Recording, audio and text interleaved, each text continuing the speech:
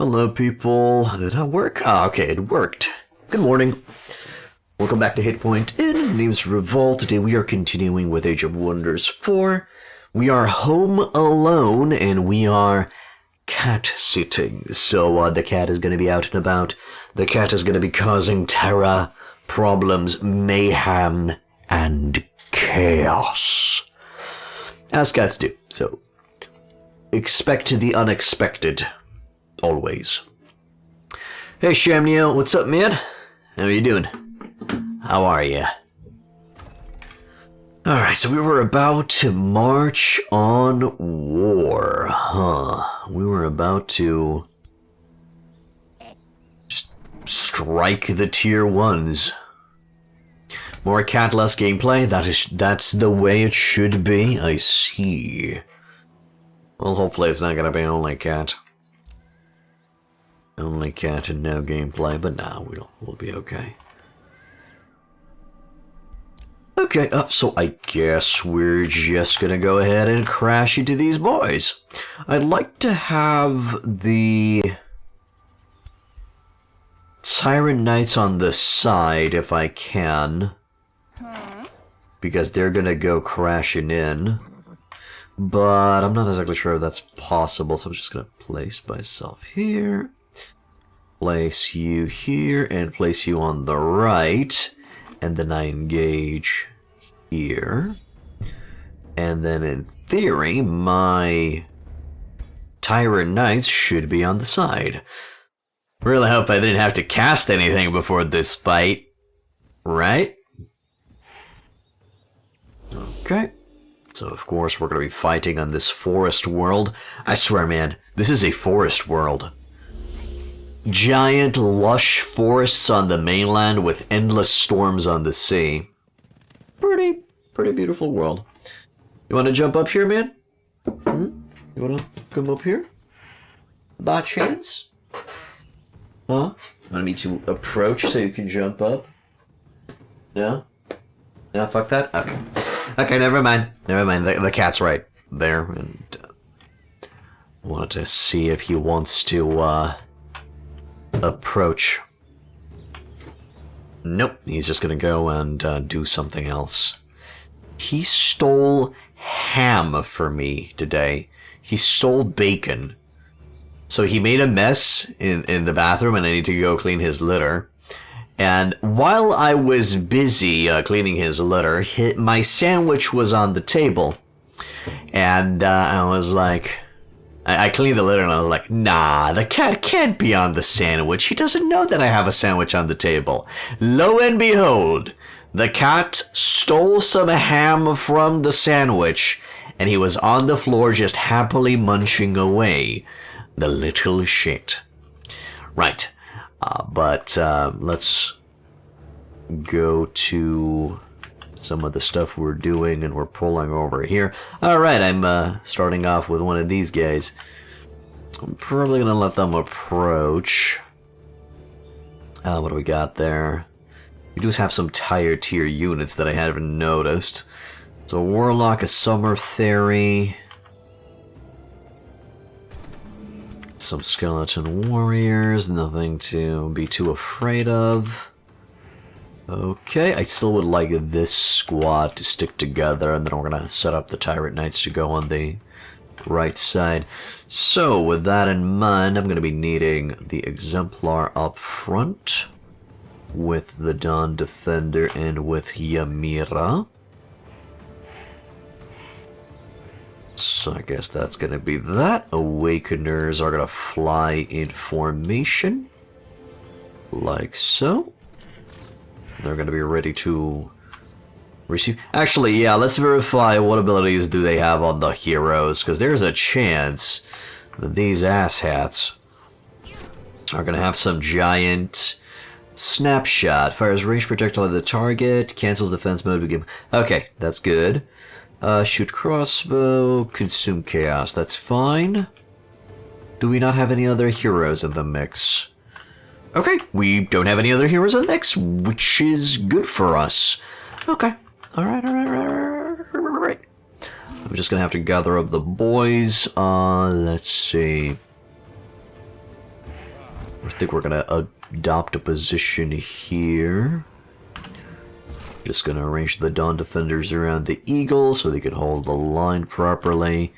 And then we fly the Awakeners inside here.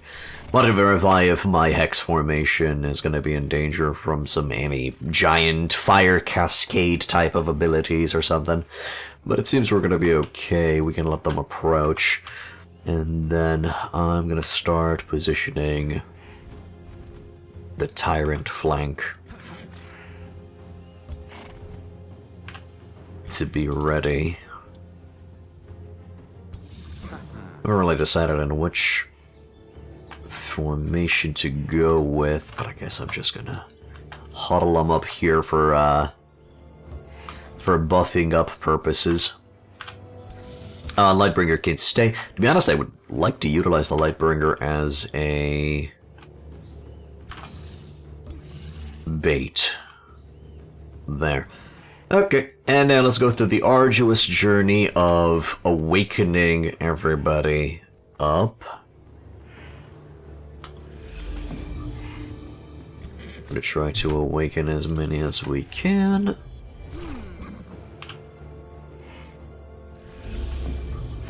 Practically setting up the front line. The Dawn Defender didn't really need to be awakened, but it's fine. You awaken yourself. This side is going to be relying more on damage from the second line, so we're going to be awakening the Awakeners. And now let's go and verify if anybody else needs to cast their Awaken spell. No. Tyrant Knights are going to chill. Doros is fine. Lightbringer is fine. Everybody is just fine. Alright, let them come. Let's see what will the enemy do. That's the intimidating aura that's going off, in case you're wondering.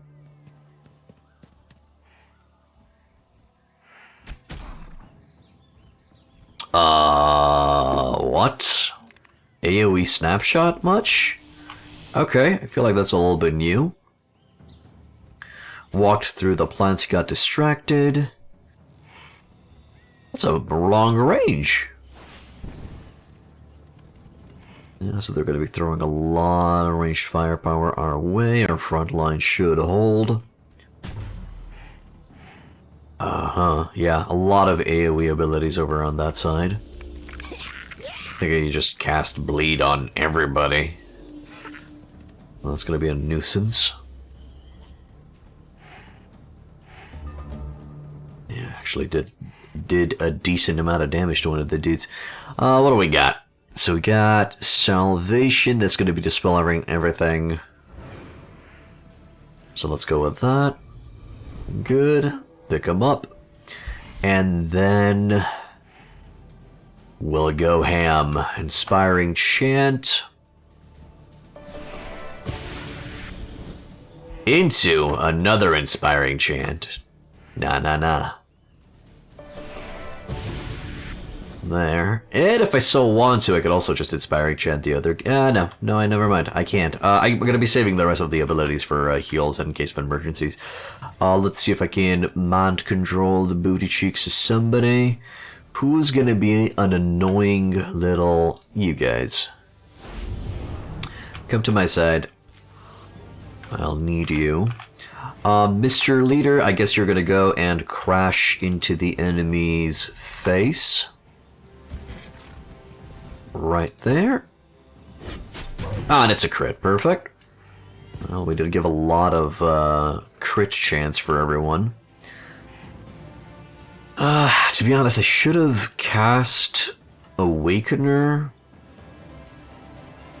on some of these dudes, but I'm not 100% in range. Oh, no, never mind. I'm in range there. So we're going to start exploding them with some decent amount of damaggio.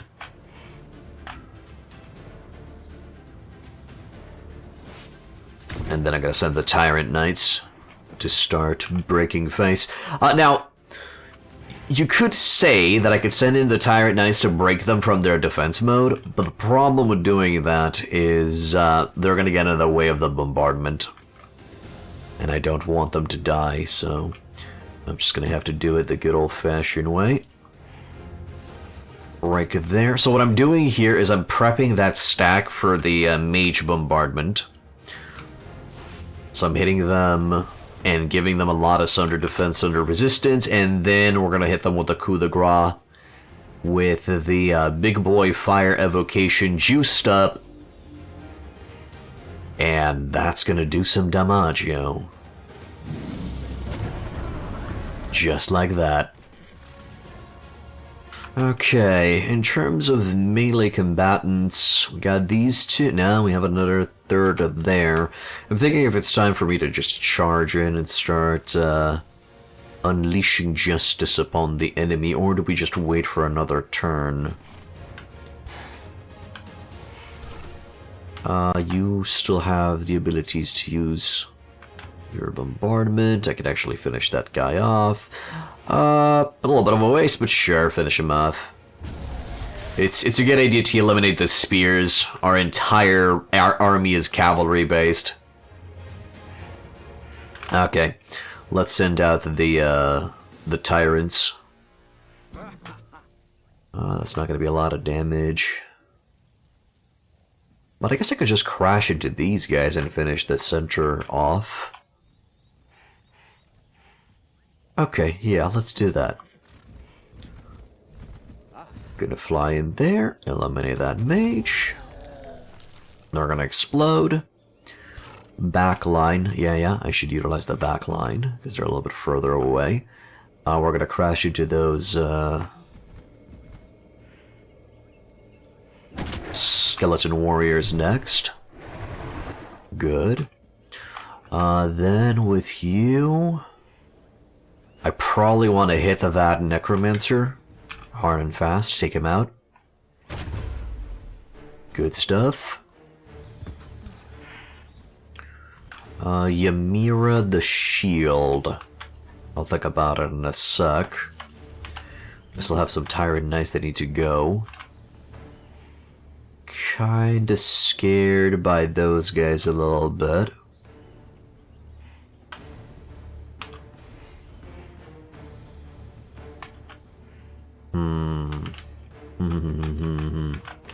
Okay, guess I'm gonna crash in here. That'll do. And this guy can actually reach my necromancer target, which is great, so they're not gonna be reviving somebody. Good explosion. Then we can send out the Dawn Defenders to tie up on the east side, cover that guy's flank a little bit. And yeah, they can go and start smacking. It's just one smack, it's fine. Then with Ymira, do I go and start tying up the enemies on the left flank? Is that the move here? Let's kill that guy. Let's kill that warrior. Good smack. So at least we still don't go in defense mode. I send out the Dawn Defender on those mages. There. And then the Exemplar is gonna go and munch a little bit on those fairies. Together with the Dawn Defender, that's fine. That'll do, that'll do. I have another Exemplar ready to go, but he's not in range to do anything, but I'm going to send him here to provide a little bit of defense to those around him. That'll do. Okay, good turn. Good strike. Gonna be breaking morale on some of these undead. We receive the bleeding damage. Those Lightbringers are going to be focused, which is perfectly fine because they're a token unit. Ooh, those Dawn Defenders are receiving some big hits. There's a possibility they might die. Called back some zombies. Good misses there. Attacks from the flank.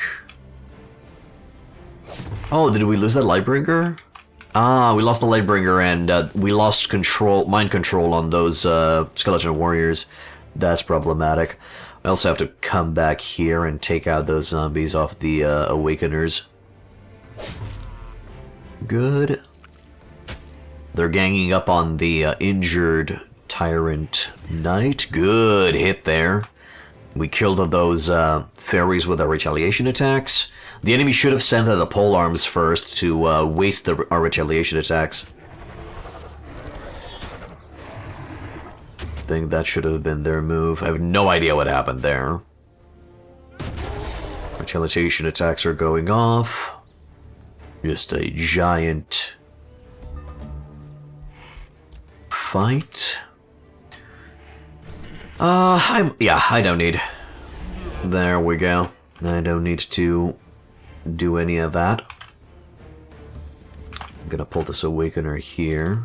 I'm gonna start hitting.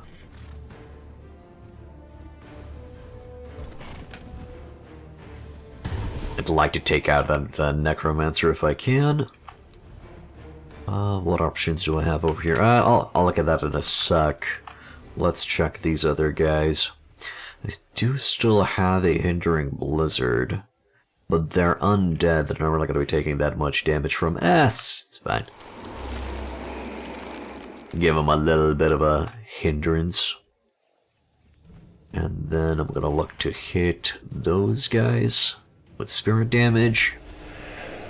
Good crit. Beautiful.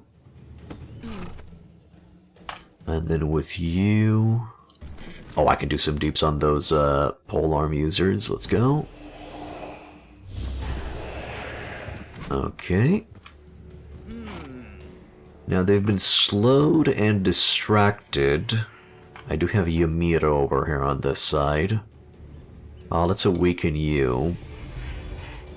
Seems you could use 11. Do we tie people up or do I help out with the spearmen? I think I split my forces and I just go on those mages over on that side. I'll start smacking their teeth in. There we go. You take out these skeleton warriors. The best of your abilities. Come on, give me a crit. Ah, you didn't give me a crit. You didn't give me a crit, you bastard. Anybody in the back line who still has an attack? No. Okay. Those guys are looking like they're gonna break, but I'm gonna take these guys away to eliminate there. Oh, I wonder if they intentionally spread out like that so that they don't hit, so they don't get hit by the melee explosions when they die. That's interesting. I think I look to do as much damage as I can to these spearmen. I think that's the move here. Decrease their numbers. And also crash into on this side. Oh, right, because we have the big blob of Tyrant Knights that are rearing and ready to go.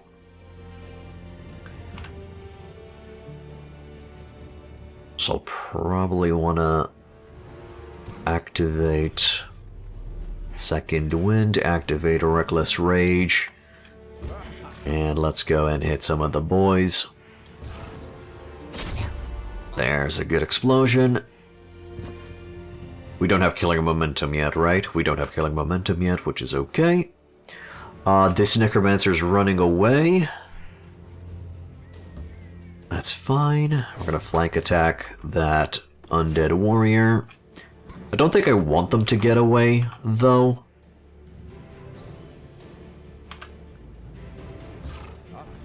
Because they might just respawn at the capital and they're gonna be a nuisance again. Attack over there in front. Good stuff. Those Tyrant Knights are gonna crash here. Quite the chaotic battle once everybody was in place to start doing damage. That archer did not break yet. So we're gonna have to look to deal with him. Let's crash into those mages first.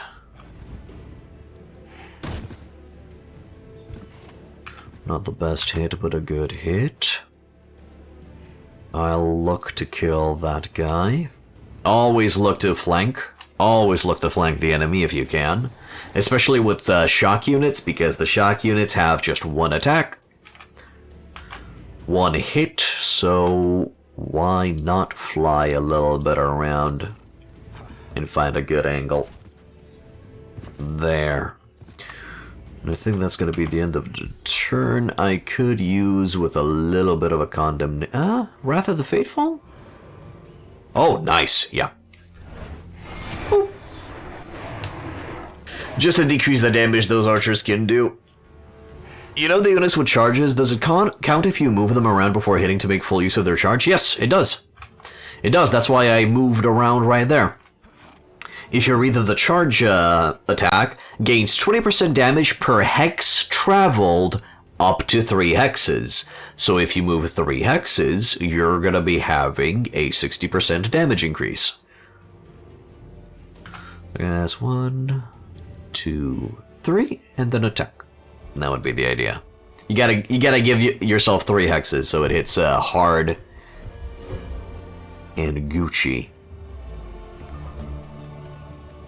Yeah, all of them are scattering to the wind. All of them are running away. We will hunt them down because we don't want them to have a chance of respawning at the enemy capital. We do not wish to claim victory immediately. We wish to break them.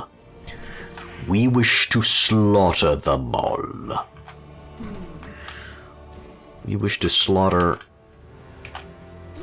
each and every one of them. So I guess that's going to be a good crash. You always thought that meant you actually have to hit them from 3 hexes away. No, it's a melee attack. What do you mean? Shamnio, my boy. What do you mean?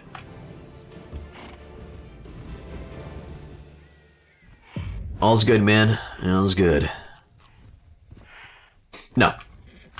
No. You just have to position yourself. You just have to travel, and then you have to hit. That's all there is to it. I can bombard there. Or I can just go for a good old-fashioned hit them in the face with my abilities. Hmm. 40% chance to hit? Really? Uh-huh. How about I get out of the way? And then we make them go boom.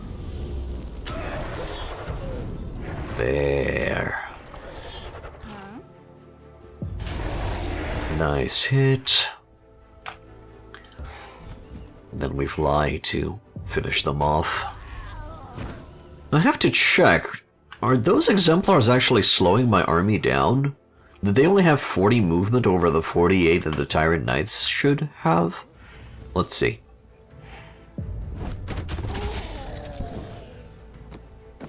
Okay. Everybody got exploded and we won. Good fight. Well, there goes 3 of your stacks. 3 more to go. Remains of Ratha, the Wrathmaker. Let's see. Exemplars. 40, okay. Awakeners 40. Tyrant Knights 48. So they are being a little bit slowed down. But we'll take it. We'll take that loss. Alright, let's keep pushing through.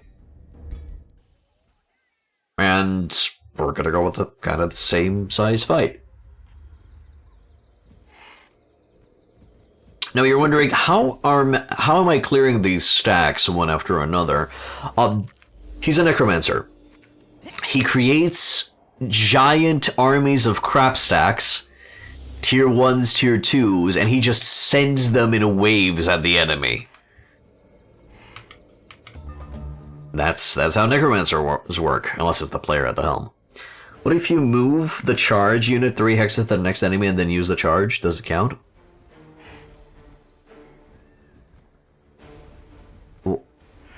What? Shamnio, Shemnio, if I'm in melee, so let's say the skeleton warrior is my target, and the skeleton archer is the charge unit. As you can see, I'm next to the skeleton warrior. I move away 1 hex, I move again 2 hexes, and I come back to the position 3 hexes, and then I attack, and it's going to count as an empowered charge. Do you understand? Do you get it? It doesn't have to be in a straight line, you just have to move 3 hexes. What's so hard to understand? What's up? What's confusing you? No, I'm asking seriously. I'm not trying to mock you in any way, shape, or form.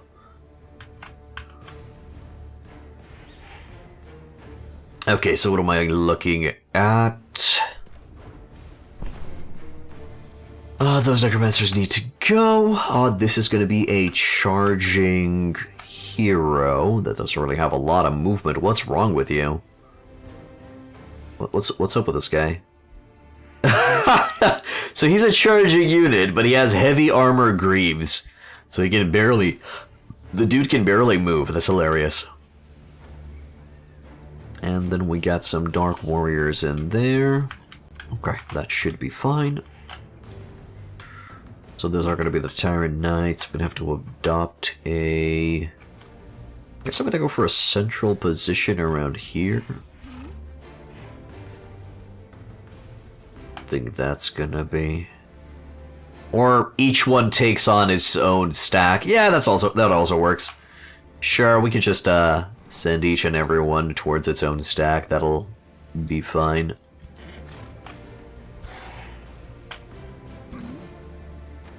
Assuming I'm not in a range. Can I?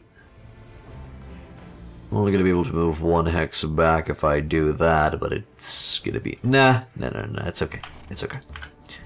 I'm going to move the Awakeners in position to awaken the booty cheeks of the enemy. Mage... Nah, it's good. You confused yourself. Okay. If you're sure, man, because I'm more than willing and I have the patience to explain again if you don't get it. It's fine. All is good, my friend.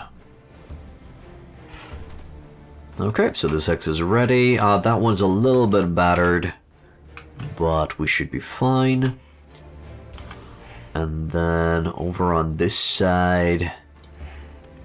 Probably position them around here so I can buff all of them up.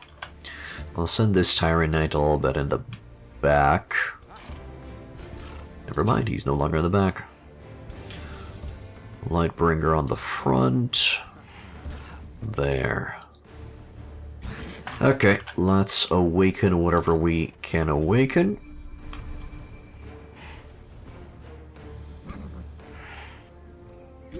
Awaken thyself.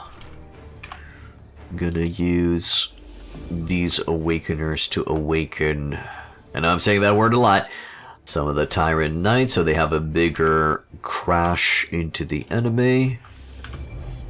Good. And then over on this side, prioritize the mages to be in an awakened state. I'm actually gonna maybe look to awaken the front line this time around. Just to make sure that they have some good defense going. I don't want my boys to die. You're fine. Don't choose any ability. Okay. Let the enemy come to us. I haven't seen any dangerous AoE situations from the enemy. So we're ready to just receive the attack.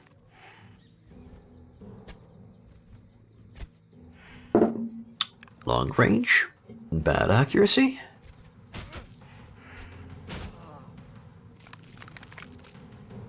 We're going to look to prioritize taking out the hero. That's the most dangerous piece on the board. Take out the hero, take out the necromancers.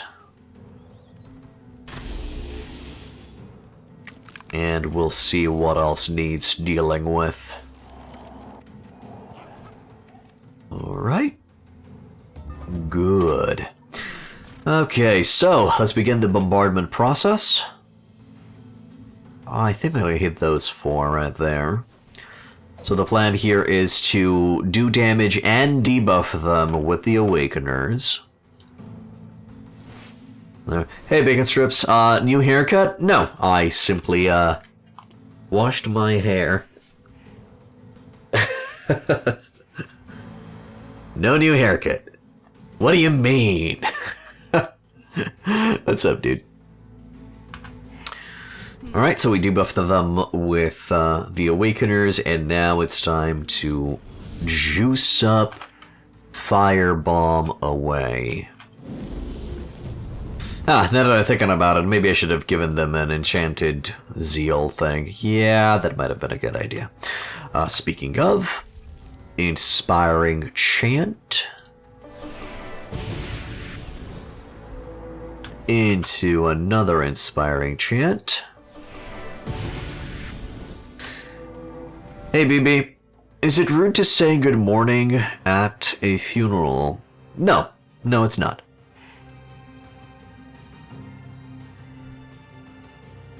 Don't worry about it, dude. Do not worry thyself with such small, insignificant things. I'm actually going to go for some warding heals on the boys. I think I'm using all of my eggs real quick, but... well, since I can use all of my spells in one go, why not? Just bolster the fuck out of them. Not worrying about insignificant things ended when you got married?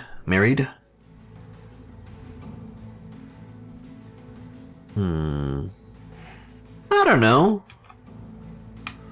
Fine.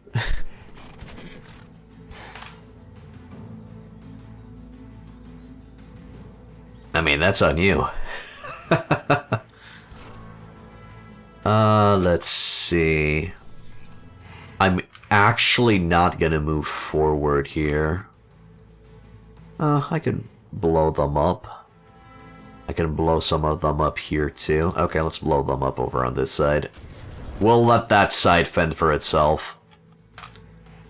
They should be able to handle it.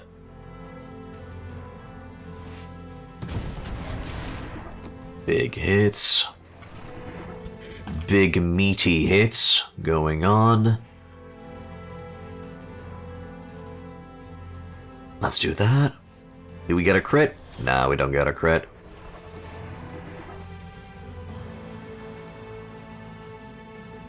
Anniversary, one anniversary, and then the stair, and then build a second house to live in, and then just grab an extra couch for your couch so you can sleep on the couch while sleeping on the couch. Yeah, I understand. Annie, I made you breakfast. Thanks, Mom. I'm your wife, not Mom. When you get me. Oh yeah, it happened once. It happened where I called my wife Mom once. It was. She laughed. She laughed it off. It was okay.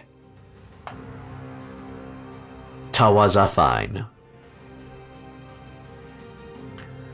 Okay, can you kill a hero? Hey, you can! Beautiful. Your wife slapped you when you told her you're buying her a puppy for Christmas. I thought she'd be excited to hear that she's getting a little husky. Ah, funny. Funny, hilarioso.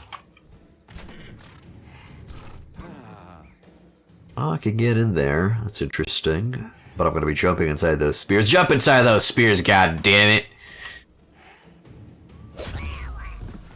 Make those guys go boom. That's not going to work.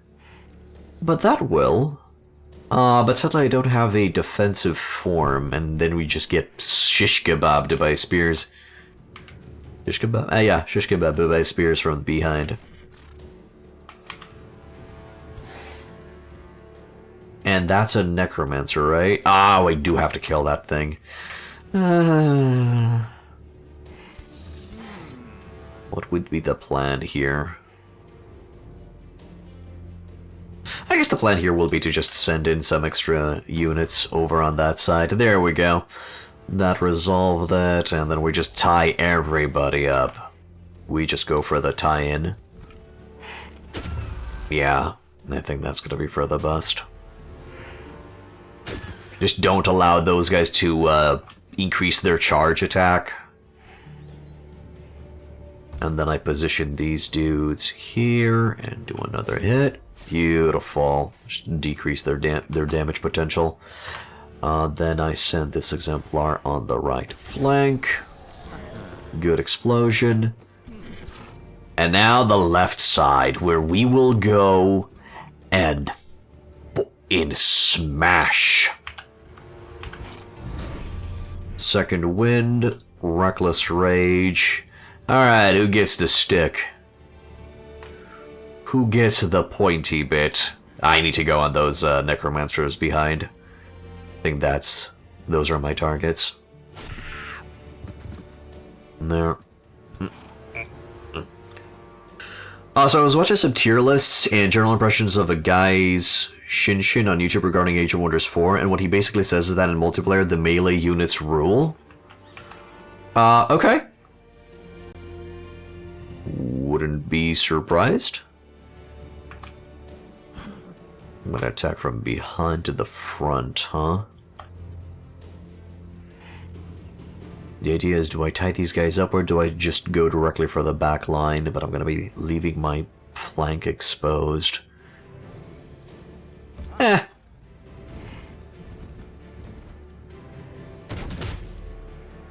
can also look to focus down the enemy.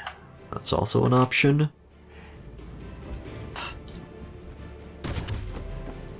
Good hit.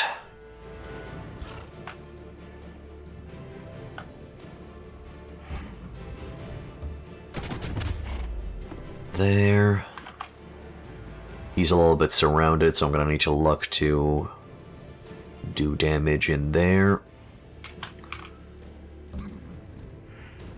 There. Let's see. Also, the best affinities to take are Astral, Shadow, Materium, Order, Nature, Chaos regarding the Imperial tree. So you just mentioned all of them? Bacon strips? What? But that is specifically for multiplayer, and to my understanding, the meta in multiplayer is just rushing the enemy and then spamming tier 3 units. Which most of the times are melee units, so yeah. And just send out tier 3 stacks over and over.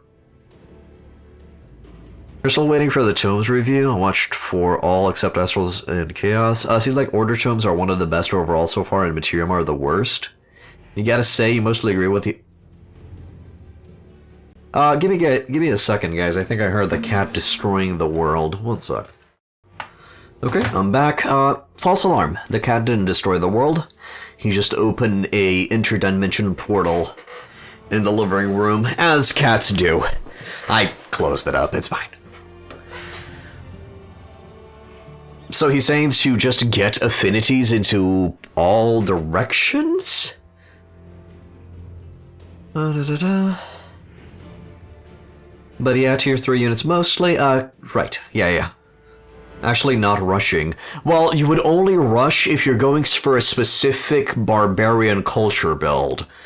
Or a undead build. That's when you're going for the rush. Because you grab the Tome of... well, one of the tier 1 Tomes of Chaos, I think Tome of the Horde, and you grab something along the lines of Tomes of Order with Zeal. And you go for Mighty Meek, and you go for Keeper's Mark, and you make them invincible. No, the order of affinities you mentioned, but take those in most cases in that order, so Astral is universally best out of all of them. Okay. Tier list. Can you link me that video? I guess I would want to check it out myself. Mighty Meek is far in the tree. I think it's in tier 2. Anyway, I started writing my own guide for, they're long though. It's fine, I'll have time to watch them after a stream. But I've also started writing my own guide for Age of Wonders. I need to end the turn. Wait, what? Oh, I still have a Tyrant Knight that needs to go. Should he stay or should he go? Boom, boom.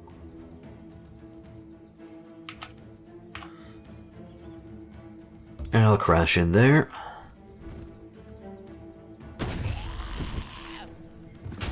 That's gonna do some damage. There. But my guide is just gonna be from a single player perspective. And I'm gonna go into details on each and every unit, on how to utilize it in an efficient way. What are the pros, what are the cons? Whisper me, please. And I'll check. I've seen some content creators for Age of Wonders 4 and that made guides, but they were very old, outdated guides that no longer apply, or simply they, in my humble opinion, didn't know what the fuck they were talking about. I've seen some of those. So it was like, yeah, the Tome of Alchemy is pretty disappointing. I'm like, have you seen the cleanses that you can get at Tier 1, my dude? It's a cleanse! Are you nuts? What do you mean? Also, if you're going Dark Culture, get the Tome of Alchemy, man! What are you doing here? You're breaking me apart, Lisa! Yeah, I've seen some stuff. I've seen some stuff. And then, once I was fed up with all of the content creators of Age of Wonders, I was like, fine, I'll do it myself. And then I just started writing the guide. Which will probably be very long. Yeah.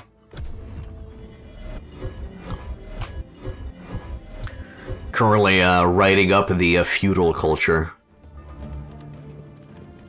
Are those guys running away? Dissonance? Interesting.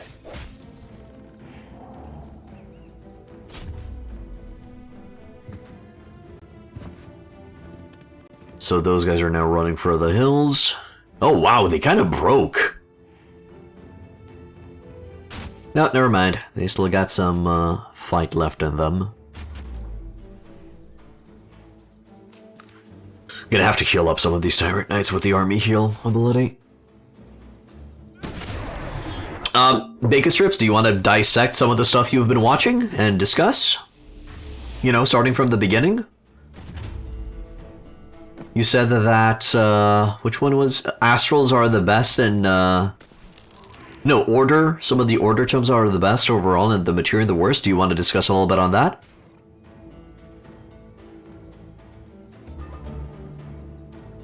Oh, shut up.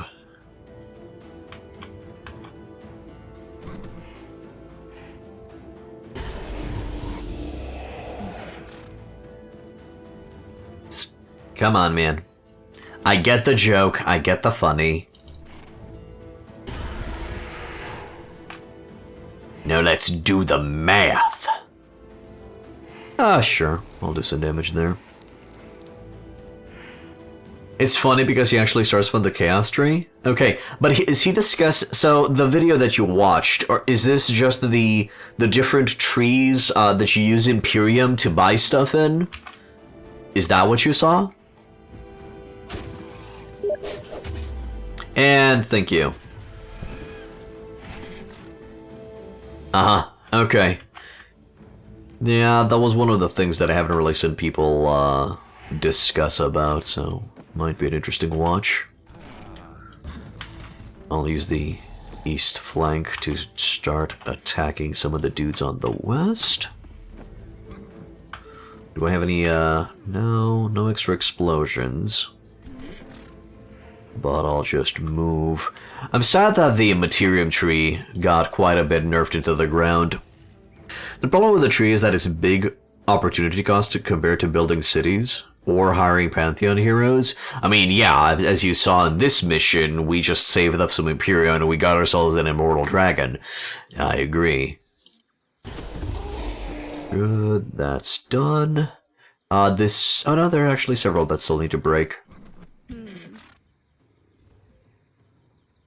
The current meta is to aim for 5 cities. Why? And you're talking specifically about multiplayer, right? Okay, those guys are now running for the hills.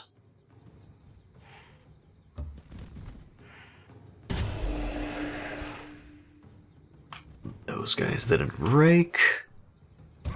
I'll crash it here.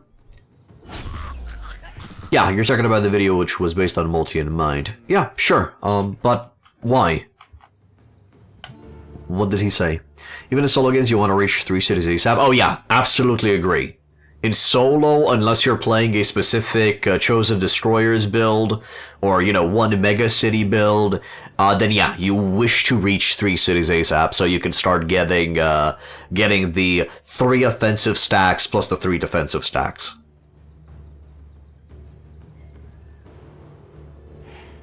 I'm assuming you want to rush 5 cities in multiplayer for the economic monster truck boost, or something. Yeah.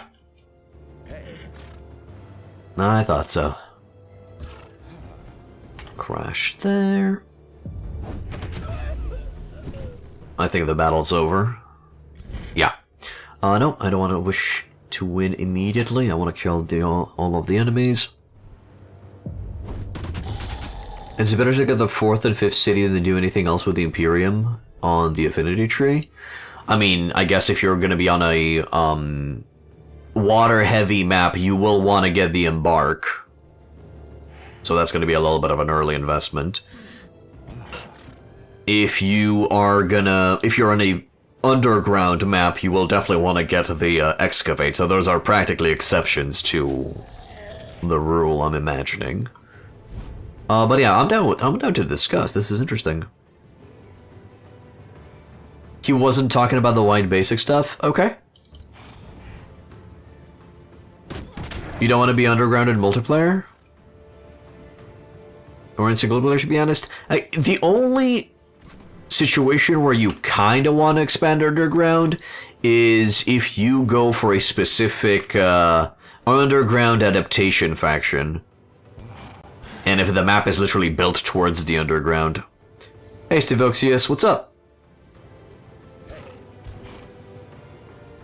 Can you assume a new campaign? It's just a new mission where we're trying out a Pegasus faction where we go Mounted Awakeners with Tyrant Knights, and we're on Brutal Maximum Holy Shit difficulty.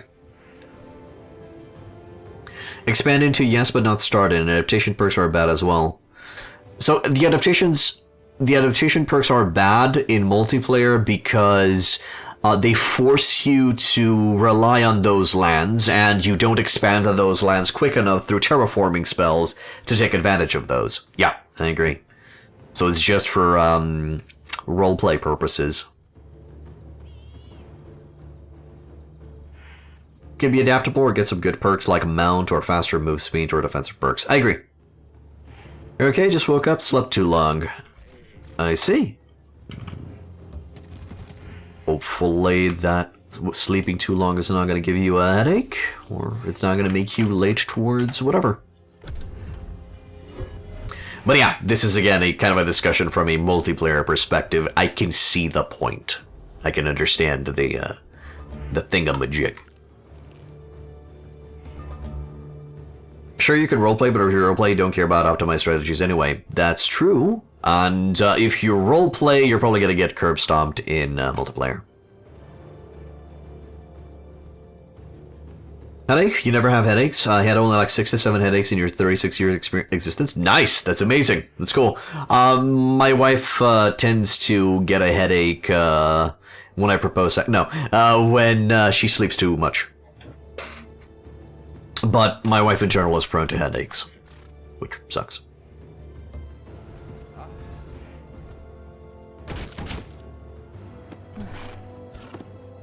Can I get another hit in? No.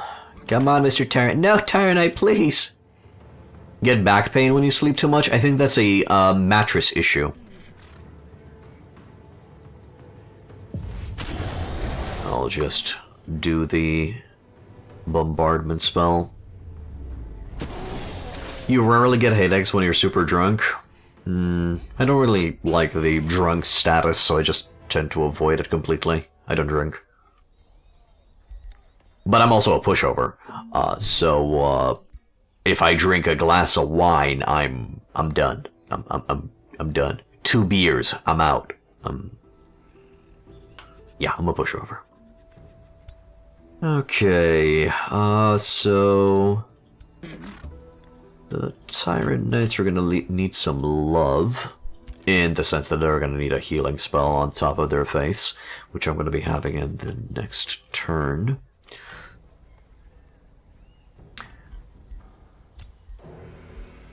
This is Ymira the Shield. Okay, so we gave her Graceful Defense.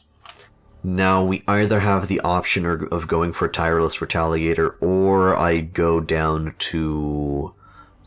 no, actually, instead of Defensive Master, I go with Braced Defense, because she doesn't have a polearm.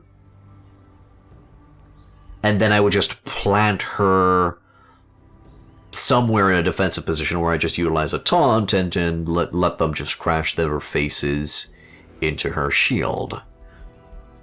Yeah. And then but with that strategy in mind, I would need at least Invigorating Retaliations and Tireless Retaliator.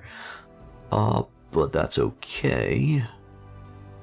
So because this is closer, I'm gonna go for this. There.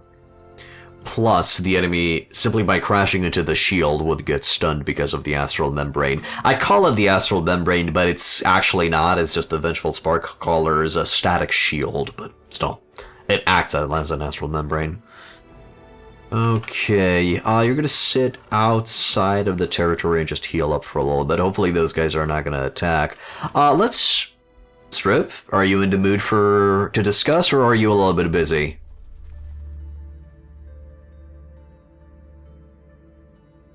So when he said about the order, did he mean the order tree or the order tomes?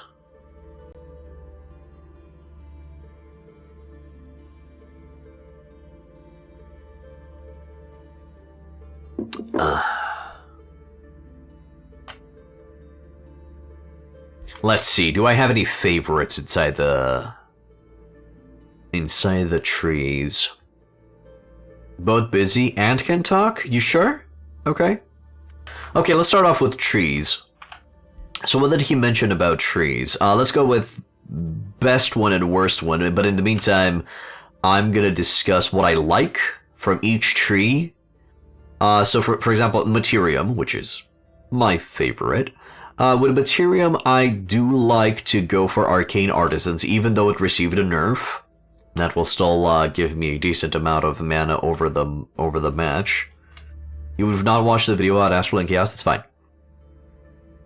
Do you like Metropolitan Society? Especially if you're going to be rushing to 3 cities or to 5. Just having them close to the capital is a good idea. So trees that are best to worst. Astral, Shadow, Materium, Nature, Order, and Chaos are worst. Okay. I agree with the Order. On the fence about Chaos, we'll see. What else do I like up in here? Special Province is kind of meh. For 5 gold. I do like the Right of Wealth, the Emergency 2000 gold. I do like the Breastplate of the Champion, but only if you have a dedicated melee hero that you really want to slap good.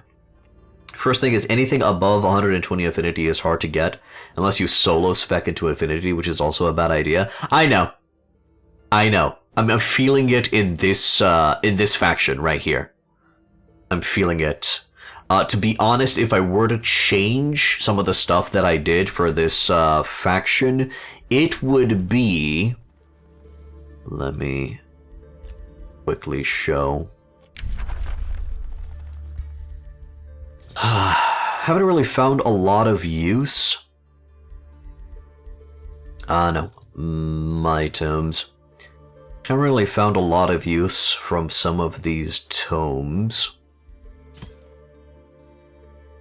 Specifically, I mean, I guess Mighty Meek helped out. Oh, by the way, Mighty Meek is just a tier 2, so it's not really that far down the line.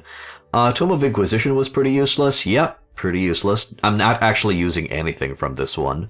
So instead of grabbing this, I would have grabbed something from the Materium in this case. Definitely needed subjugation for the Tyrant Knight. Sanctuary for the Keeper's Mark, that's good. Tome of Supremacy, kinda meh. But I guess it's gonna help out with Supreme Magic. And I know that Anthem of Victory is pretty powerful because it's a army-wide buff. And that with the Order lenses, it also gives a 30% crit chance to everybody, which further helps with the morale increase. So I would have replaced some of those and got my hands on some Materium books to further improve the power of my melee cavalry. Yeah. So I definitely would have done for something like that. And not just dip all of my balls into the Empire Order Affinity. I don't know why they require me to dip my balls, but I don't know, I just went with it.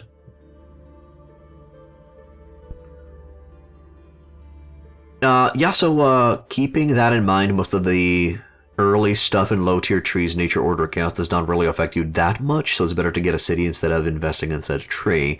But when you look at the higher tier 3, the starting nodes are better in Astral, Shadow, and Materium. Materium helps with cities and income in general, Shadow helps with knowledge, and is the best stat in the game, and Astral stays valid for the rest of the game, not just early. So practically what I was thinking is that the late game these Materium is kind of a priority for factions that are gold reliant, gold focused. For example, our faction is gold focused because all of our units mostly cost gold. The enchantment costs a mana, but we're passively creating that no problem. So you would want to get Materium for that. When it comes to if you're a spellcaster, if you're a summoner that relies on magic origin units, then yeah, absolutely, the late game Astral is gonna make things a lot better for you. It's gonna be giving you that mana sustain, and then of course knowledge is always useful from the Shadow because you want to get those technologies, you want to get to the late game as quick as possible to get the tier 3, 4s, and 5s rolling. So yep, pretty much. I agree with what you've mentioned. No, any ruler can use Astral Tree to help in the campaign. Okay. I'm open to look into this. Let's see. When you look at higher tier starting nodes, okay, yeah.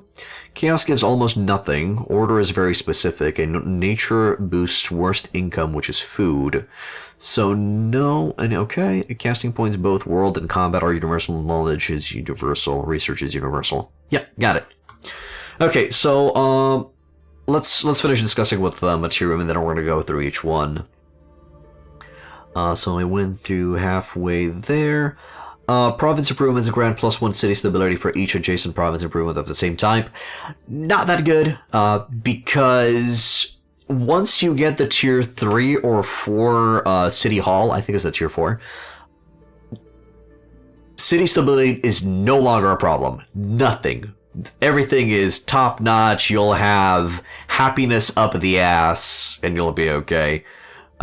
There was a rare situation where I actually, no, I never, ever was in danger of struggling with city stability in a city. And hell, if you're dark culture, you don't even care about that. Industry will give you like 10 stability over a full city, so it goes irrelevant. Yeah. Siege Master, I like this one. I like this one late game. This Siege Master in combination with Siege Specialization, those are fine. I enjoy those.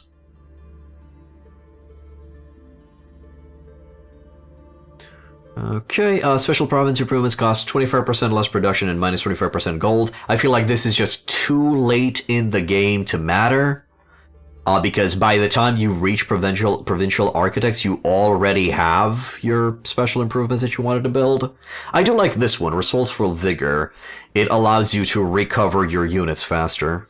So I do like the unit regen. I also like the Right of the Dreadnought. All currently active units permanently gain +1 defense and +1 resistance. Already have SPI established?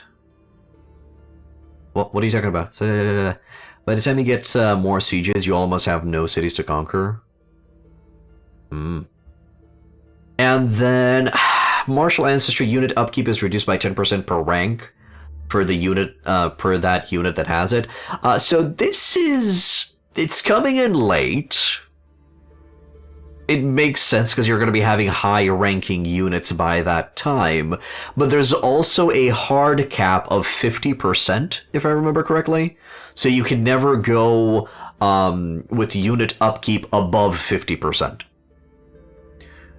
Special province improvements. Yeah, you already have them established. Yeah, it's probably used for the late game armies, and I guess you could use martial ancestry in combination with. There's a order spell that allows you to rank up, to instantly level up armies at the cost of mana. We might even research that spell, so that would be useful. But yeah, golden golems are awesome. So yeah. Yeah, to be honest, I think the best one out of this tree is Metropolitan Society, Arcane Artisans, even though it got nerfed, Emergency Money, extra defense stats, and the Breastplate of Champions. But I think I'm gonna put the Breastplate of Champions kind of last.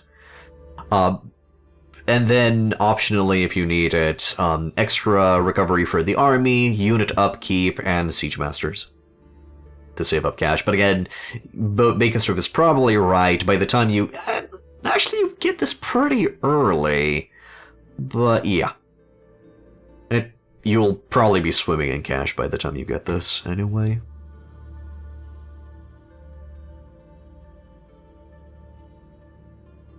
Okay, let's go with Chaos. So from Chaos, I feel like Chaos is very similar to Order, in which Order focuses on vassals, Chaos focuses on the destruction of vassals and everybody else.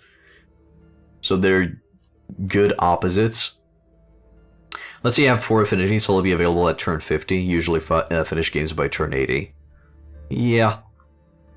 If you're gonna be super mega min-maxy.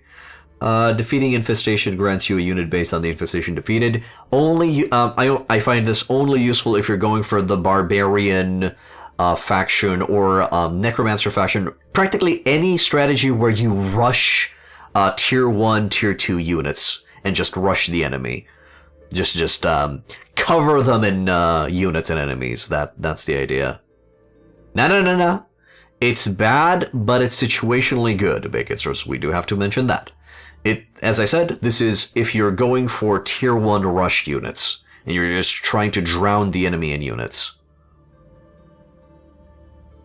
That's, okay, Bacon Strips, that's a style of play. You can go and build tall with 3 cities, you can go and build wide with 5 cities, but you can also just go for rush tier 1 units, and that's going to be giving you more units, so it's useful from that perspective. If you're going to be evolving a lot of units, Impressment is good. So if you're going for dragon builds, where you're going to be relying on wyverns, you're going to be relying on slitherlings, you're going to be relying on young dragons, this was pretty nice.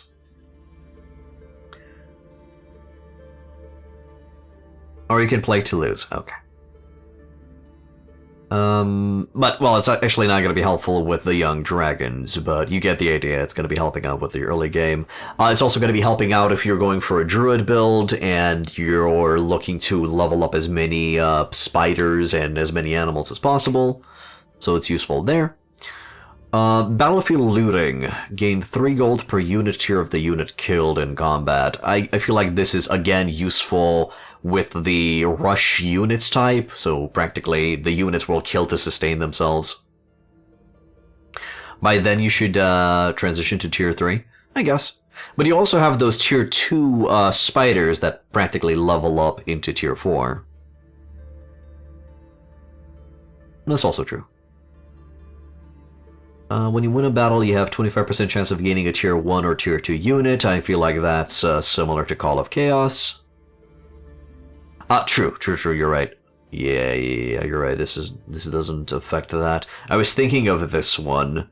Career Soldier. Shock units, shield units, and polearm units gain experience faster, but I don't think... I think most animals are fighter units, so they don't fall into this category, so it's not going to be affecting them either way. Let's see...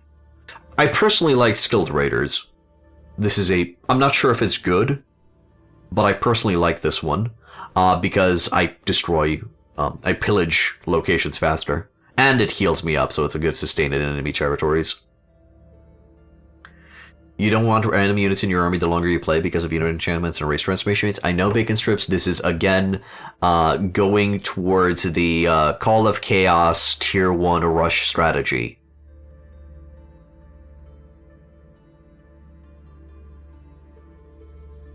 That's what I was referring to. And it's 120 in, but if you're going for a Chaos-focused faction, you're going to be getting this pretty early. You can get this pretty quick. War Slaves, only if you're going for Chosen Destroyers. Rite of War. I never used this. Yeah, as I said, this tree is practically built towards Rush factions and Chosen Destroyers.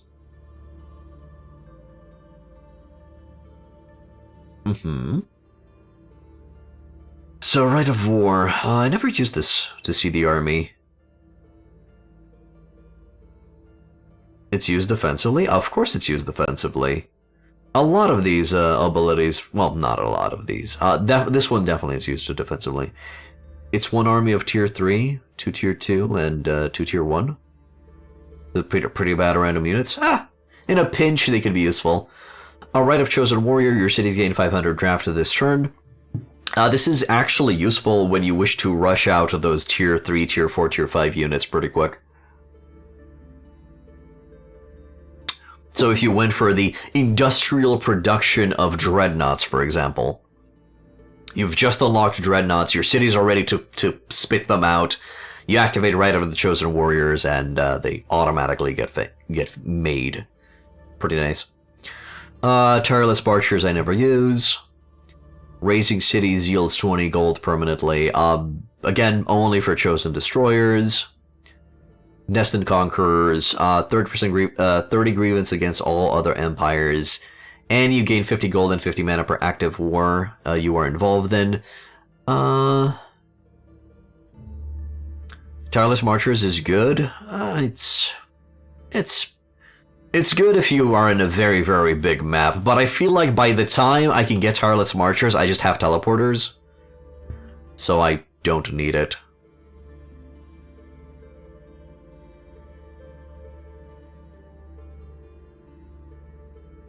Yeah, I agree. Again, it's still useful just for Chosen Destroyers.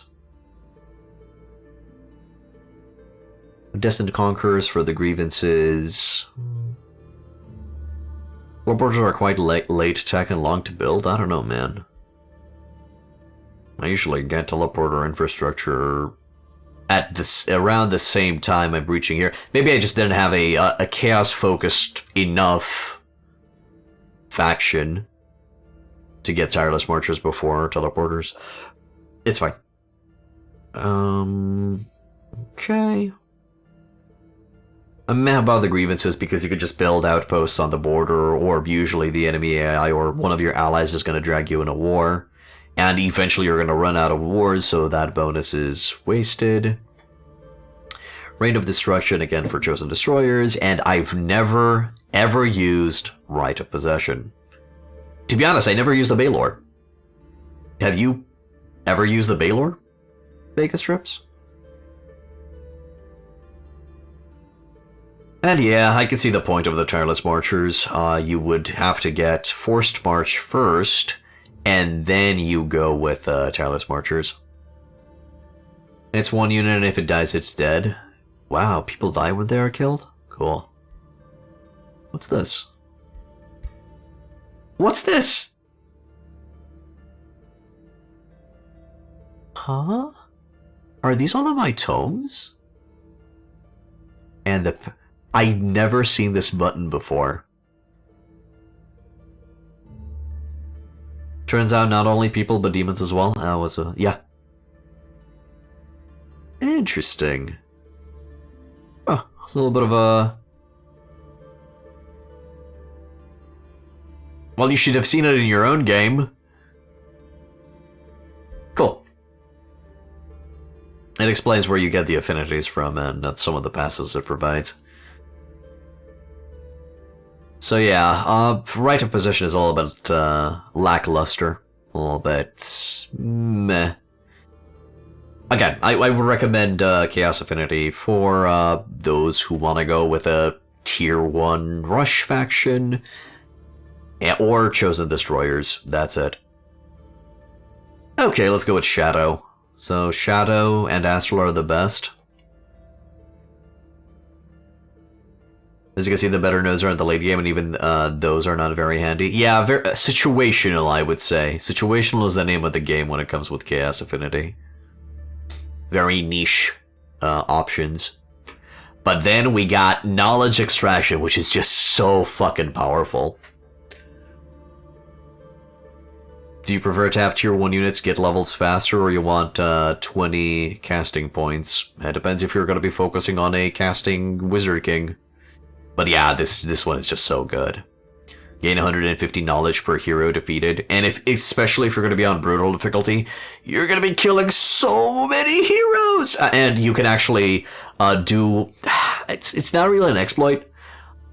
No, it's not an exploit. It's simply a strategy. You can leave brigand camps and pirate coves infestations on the map and just allow them to feed you armies of heroes that you kill, and you simply gain knowledge from.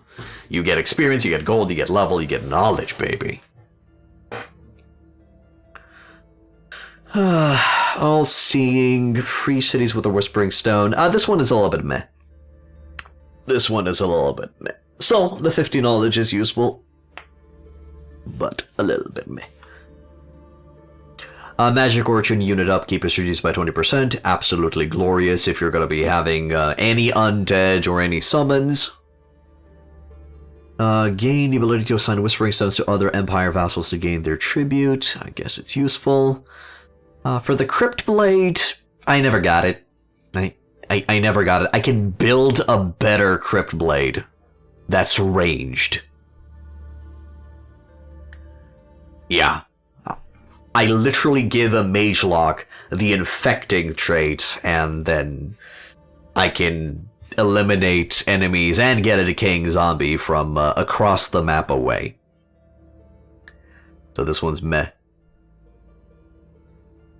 Better, you can create infestation points with spells and farm it that way. That's also true, but isn't there a chance that the infestation is not going to be the one that you want?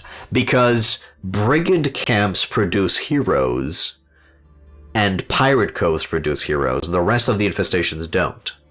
So you need specifically those two.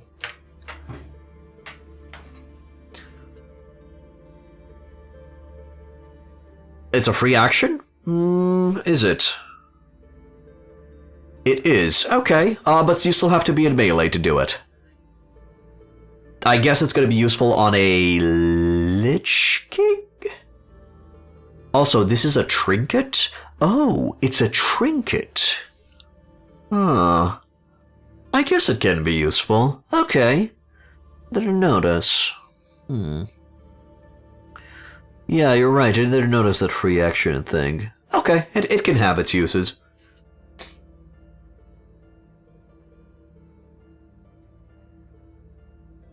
So you can give it to anyone, even a dragon. So I guess I can't make a better one. No. When it comes to a trinket, I can't really make a better one. I could put infection on the weapons, but... Right. Okay. Let's see, what else? Stolen Power. Yeah, this one's good as well. Gain 200 mana and 200 knowledge upon completing the conquest of a city. You can even kind of abuse this, where you just conquer a city, and then you walk away and you let the enemy recapture the city, and then you attack and siege the city again, and you conquer it again, and so on and so forth.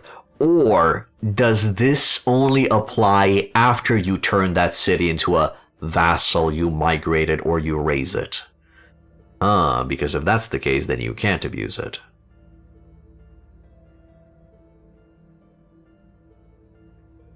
After completion. Ah, okay, so no abuse. Got it. Rite of the Forbidden Knowledge, instantly gain 750 knowledge. This, I always find this one a little bit lacking. A little bit meh. I guess you could conquer, vassalize, attack it again. Maybe? Or maybe you... Can you declare war on the vassal city? Can you just be like, fuck you, and go to war against them?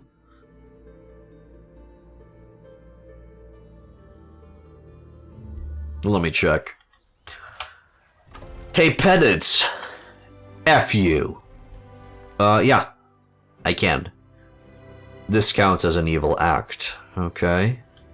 Well, I guess if you just don't care about the affinity in any way, shape, or form, but you're not chosen destroyers, so you can vassalize a city, I guess you could keep doing that. A bit weird. A bit wonky, maybe. So it should be useful. Right, so the reason why I don't really call Rite of Forbidden Knowledge, 750 instant knowledge is very little. I mean, we're already producing 685, so I'm just getting 1 turn worth of knowledge for 250 Imperium. Evil is a right affinity, sure. It's simply, it's a little bit lacking. It's to buy a 1-2 turn advantage. I guess it's more useful in multiplayer. Death magic is beautiful. It's just so good. 10 combat casting points per unit death or kill in combat. Just incredible. Especially in the bigger 3 versus 3 stacks armies. Battles, yeah. Yeah, it's very powerful. Dark Vigor, maybe even the most powerful, but Knowledge Extraction is probably a close second. Yeah, I agree. Dark Vigor, I like Dark Vigor. The fact that I can recuperate in enemy territories.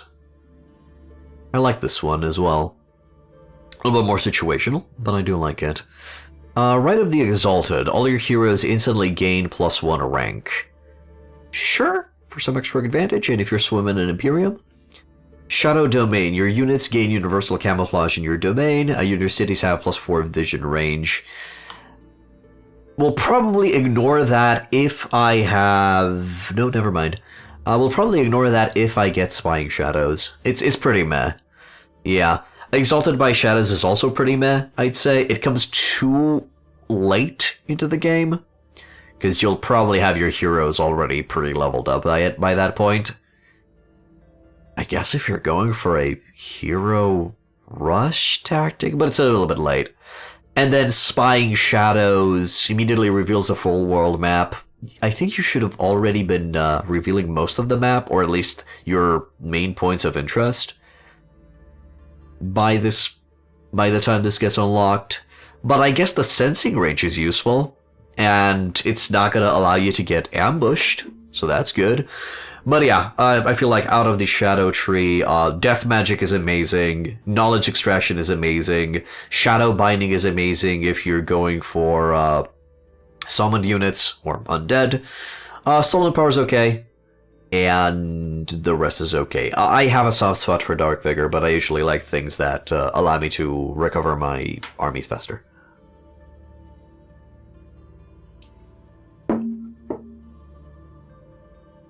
Okay, Astral Time. Surge Spellcasting. Casting a combat spell reduces the cost of all other combat spell types by 25% for 2 turns. I guess this is particularly useful on this map, where it allows us to spam spells, I guess. But you do have to alternate between spell types to use it. Adaptive Research, locking and shuffling research skills cost less. Research city structures cost less gold, and production, again, would be useful if I'm going to be focusing on that, and if you're going for the 5-city rush. Casting Reserves, amazing, very powerful, and it's pretty early in the game. Gives you 20 extra combat casting and world map casting points. It's awesome. Astral Inspiration. Whenever a new research skill is researched, the knowledge cost of another random skill is reduced by 25%. A little bit gotcha gambly, but it is going to be giving you... It gives you the potential of rushing some of the techs you need faster. And you can also just grab that if you want to go for the next home really quick. Rite of Astral Abundance could be useful, but I feel like most of my games I just swim in mana. Yeah, exactly. It helps to churn through books. Astral Binding. Newly summoned or recruited magic origin units gain +1 rank. Useful if you're going to go for summon focus. Before big battles, maybe early in the game. Yeah, I know. That does make sense. If you're running low and you're about to enter into a massive battle, or if you really want that major transformation now, then it is going to be useful, because there will be some late game spells that really cost a hefty amount. And yeah, that is true. It does come in early to be relevant. Philosopher Soldiers. Gain knowledge whenever your units gain ranks. Okay. Cute. If you're going to be cycling through your soldiers, and if you're going to be a good boy and level them up properly, you're going to be getting a lot of knowledge from this. No, I know. This is powerful. This is powerful because you are constantly leveling up. Immediately summon an army of magic origin units with low maintenance at your throne city. I did use this, and it's a hefty army. It's decent. Transform units to push the science research tree, or draft tier 1 units to get more research. Yeah, that's also true. Oh, and you get this even if you recruit units with extra rank.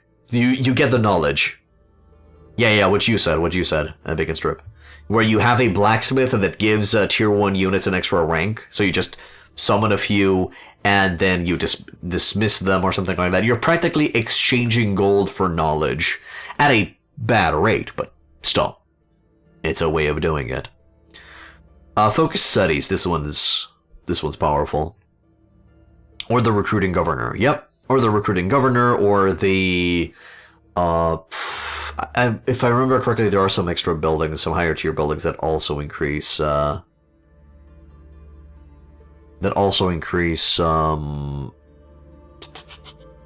rank gained. Is it a bad rate? Tier 1 scouts cost 60 gold. I think, sure, that's fine. I understand that. I think there's a way to also convert mana into knowledge by summoning magic origin units. So you would get Astral Binding.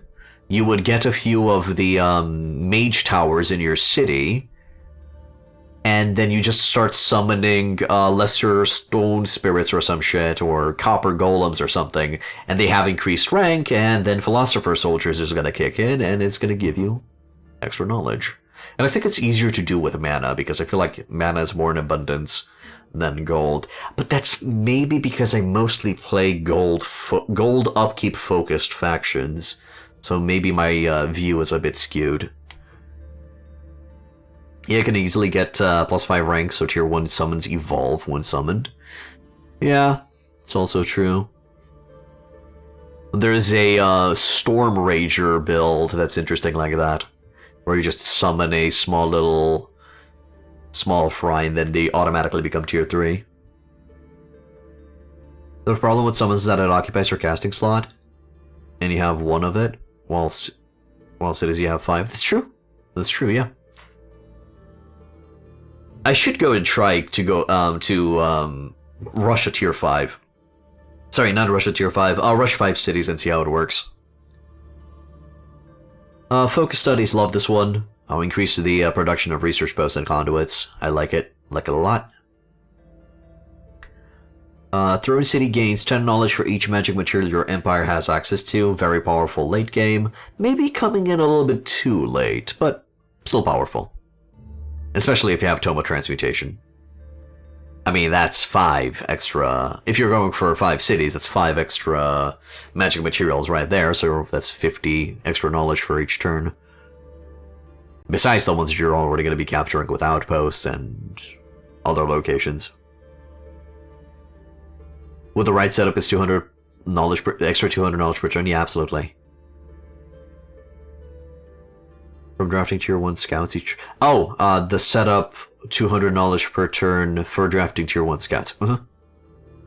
This is 50 research minimum, another with 50 with transmutation, another 50 after next upgrade. Pretty much.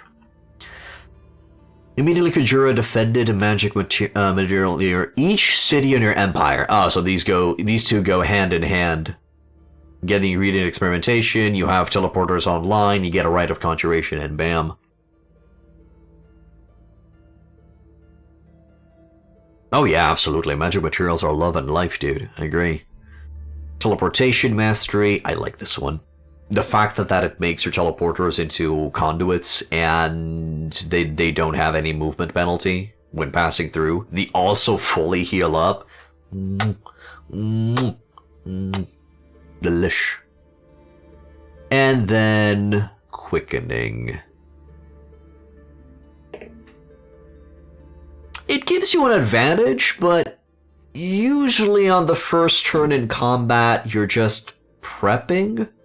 Oh, combos great with Chrono Gates? Absolutely. Yeah. Is it? I mean, if you're a Wizard King, you're only going to be able to cast things on the first turn. The one that slaps first slaps twice? Sure. I guess by the time you do get this, you're going to be having the big boy destroy all armies spells online, so it is useful. You know, you just bombard the enemy with meteors twice or something. Yeah. I don't know. I guess I don't play enough Astral to get to that point. But I would like to focus on a magic casting faction where we go Mystics into Spellweavers and Wizard King, where all we do is empower the spells we cast. Also, you don't let players to prepare for your cast or pre-buff or stuff. Yep, that's true. Useful. But, again, I think this is a lot more useful against the other players than against the AI. Because against the AI, you can stall. You can stall and get that going. I do like that one, though. A lot of knowledge to be gained, for sure. Okay, in the order tree. I guess the AI don't need any help, it's easy in this game. Yeah, the only thing that you should worry when it comes to the AI is that they're going to be having some high-tier units quite early in the game. So you just need to survive until you reach your own late-game units. But beyond that, you'll be fine. Okay, Order Affinity. The love and life for those who want a lot of vassals. Yeah. As in many other games with AI? Yeah, pretty much. Pretty much. So yeah, if this is a must for those who wish to go for good guy points, and for those who wish to rely on Rally of Lieges. I personally don't really like Rally of Lieges that much, because most of the units that I can recruit from here will not synergize very well with my current strategy.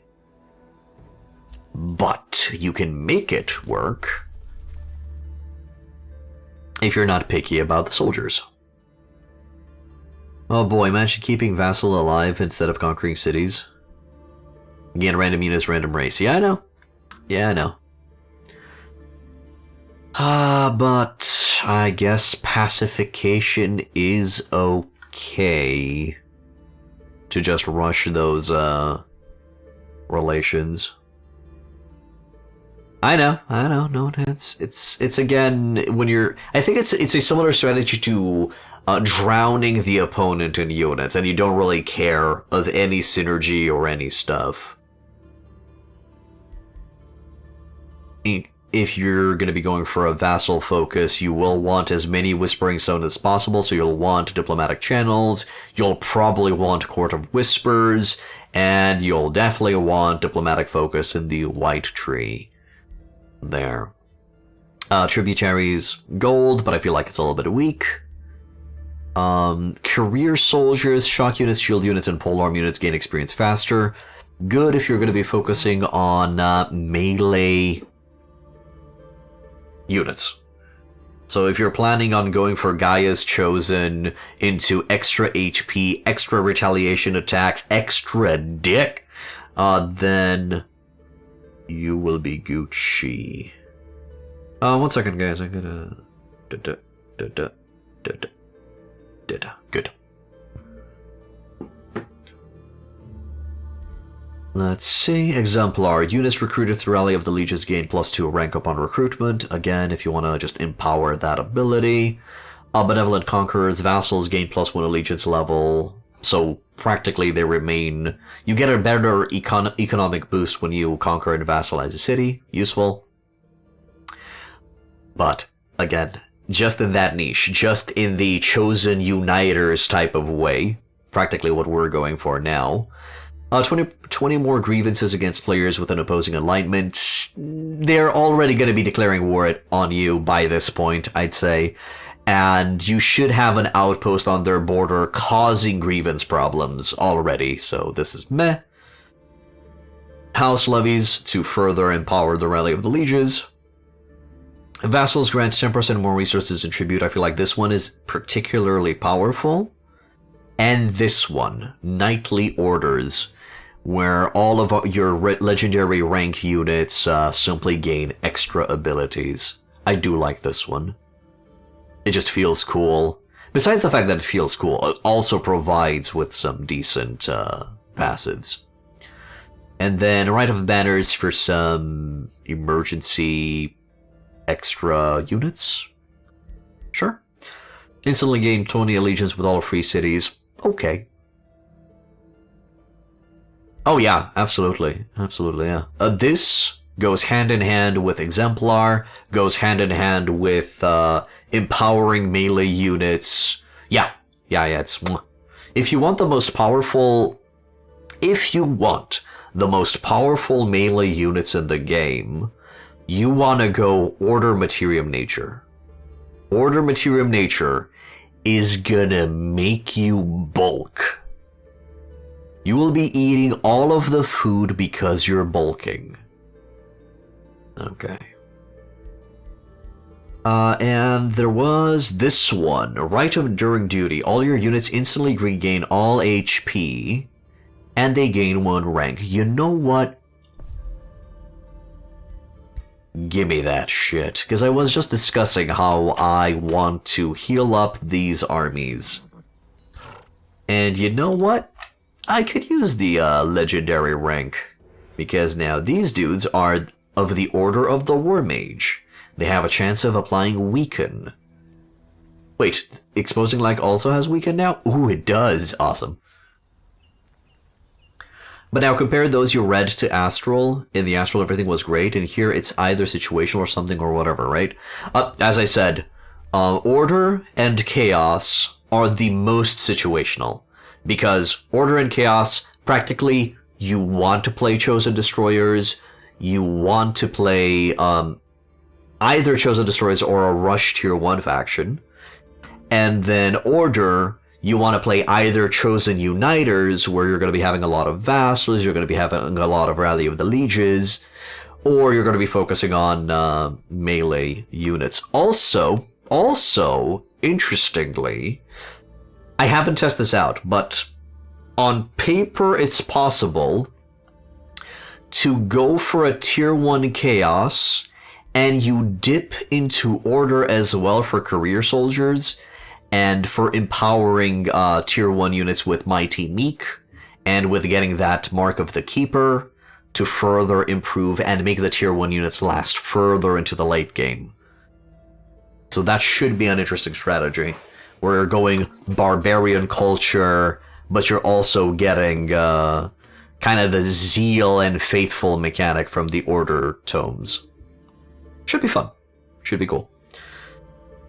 Okay, then Nature. Also, speaking of, empowering soldiers is better than +50 to Tier 1 because it stays relevant for higher tiers. Okay. Right. I think the single most powerful ability for tier 1s is Mighty Meek. Because that allows them to start dealing damage to higher tier units than them. To be honest, if you're a Necromancer, I'd recommend you get Mighty Meek as well. But in terms of not affinity, you pay with research, not Imperium. Sure. Okay.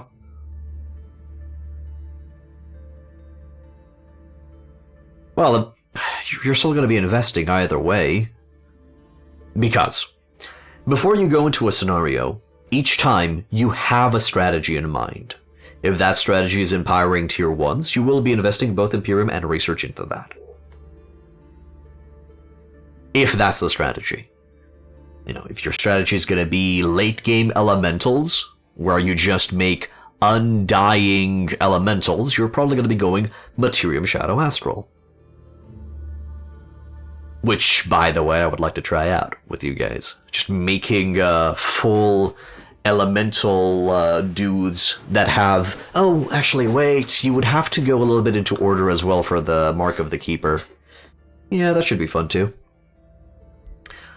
So it would be Materium, Order, maybe Shadow?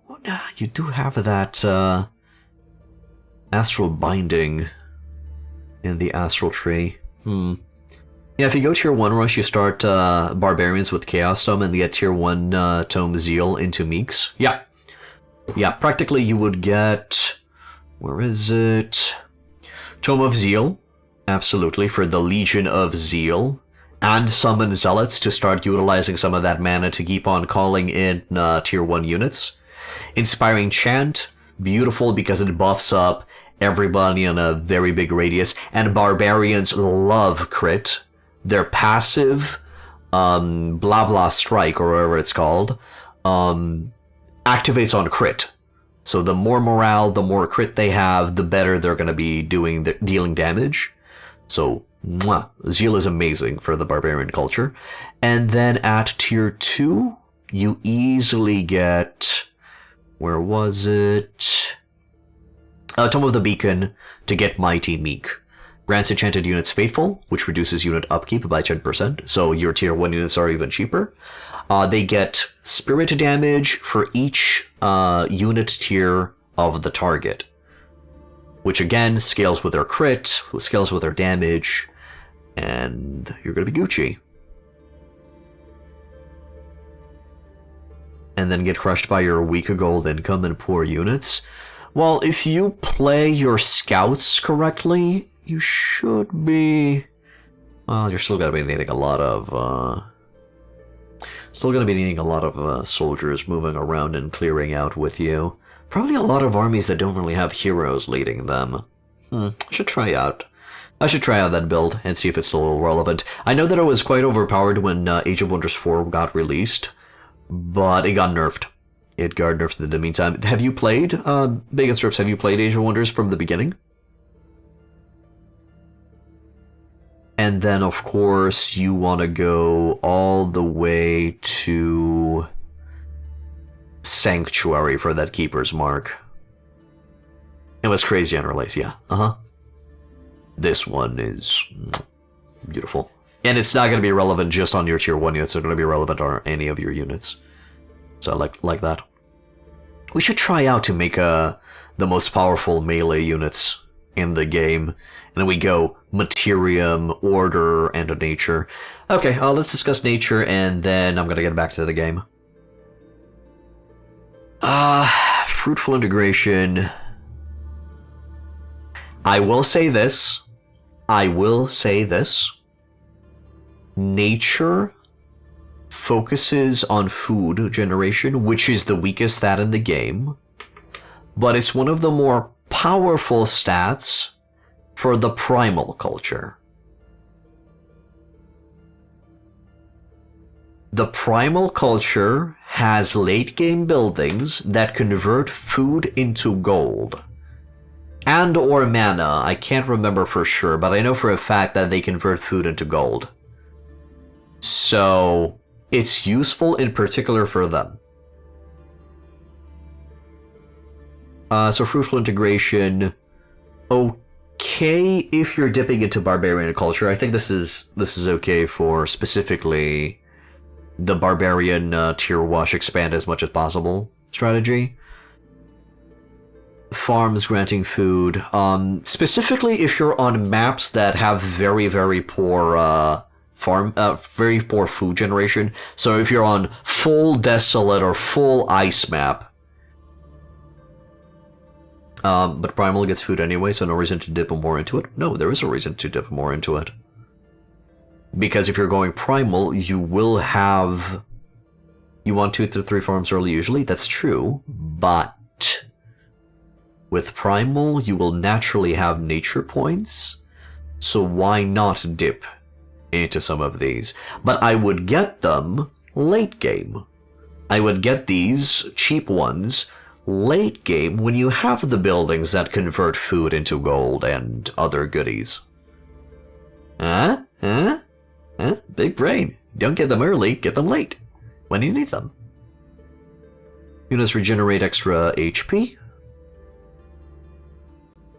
Get Astral and just get mana income easy. To be honest, with Primals is kinda catered towards playing Nature Astral. It's the Druid. It's Nature Astral. Because you're gonna be getting more. Coast River Underground Lakes. Meh.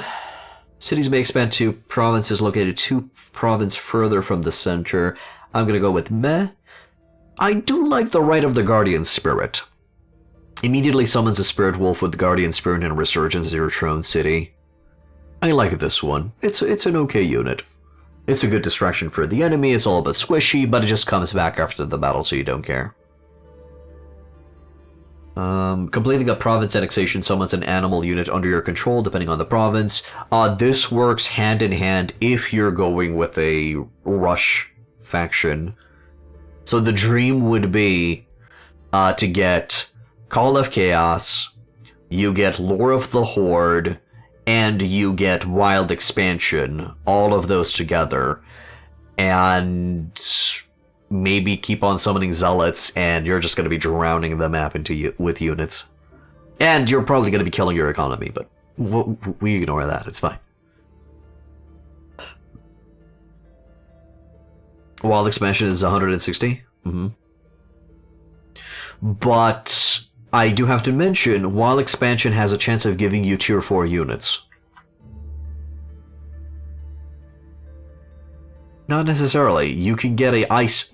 I've acquired Ice Spider Matriarchs from this. Yes. Yes, shithead. Yes.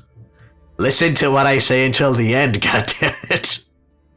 But yeah, this thing gives you big boy units. Ice Spider is the only usable animal? I'd say the Hunter Spider level. Is it the Hunter Spider Matriarch at tier 4 as well? And I do like the Vampire and Dread Spider tier 3 that gives you token units every few turns. I'm also okay with that one. Also a nice tier 1 rush strategy. Absolutely, I agree. The moment when among your tier 1 units you get some tier 4s, that sounds good. What else? Provinces with a forest province feature grant +2 city stability. I feel like this one has the same problem with this consolidated industry. Same issues. And weirdly, I don't really get a lot of forest provinces.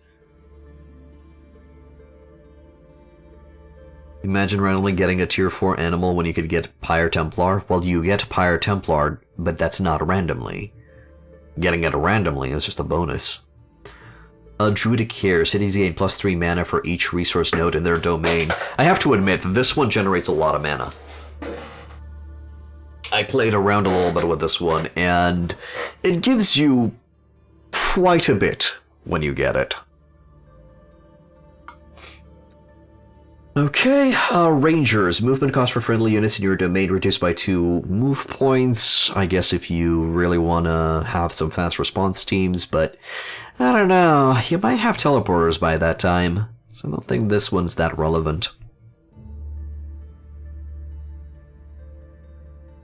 It's not bonus because it's not free. It costs Nature Affinity together and the Imperium to buy it.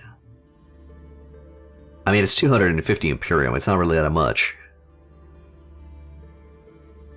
And then your cities grant 100% more food. Only good if you're converting that food into something else. Only good then.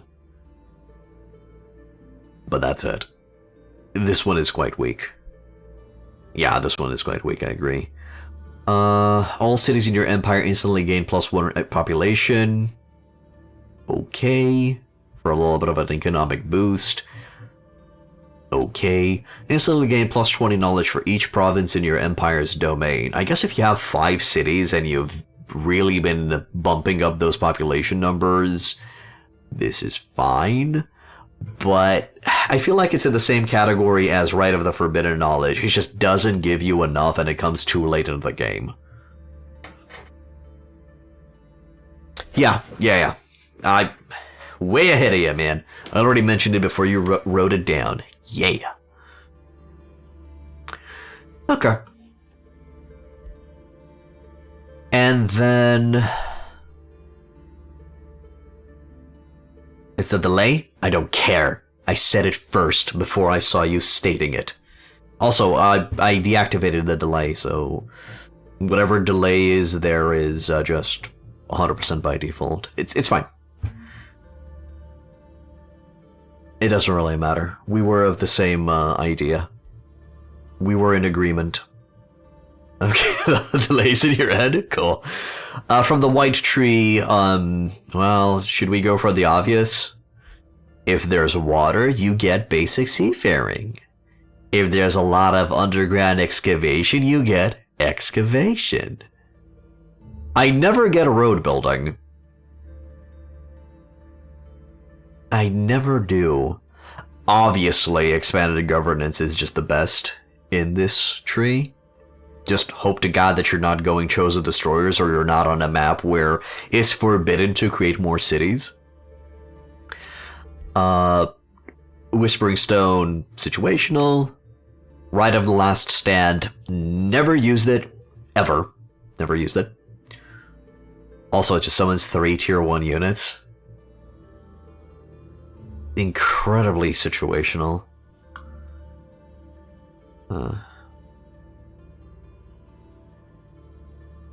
That's a very particular strategy, Bacon Strip.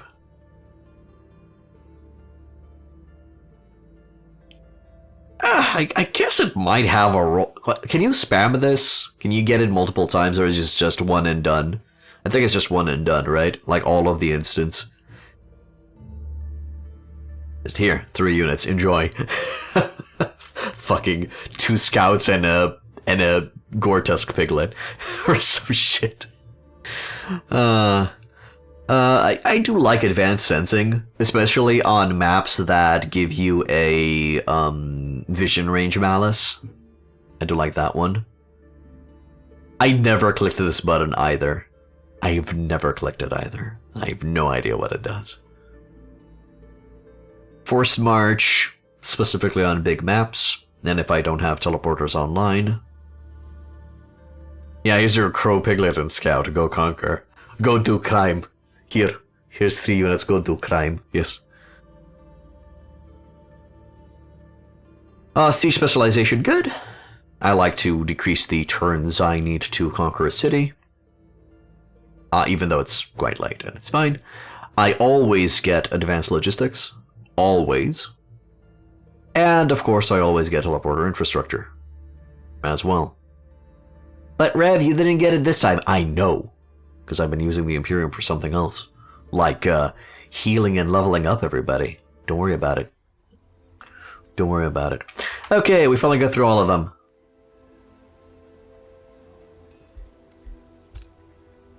So, let's... Actually, no, I can... move I can encroach on the city.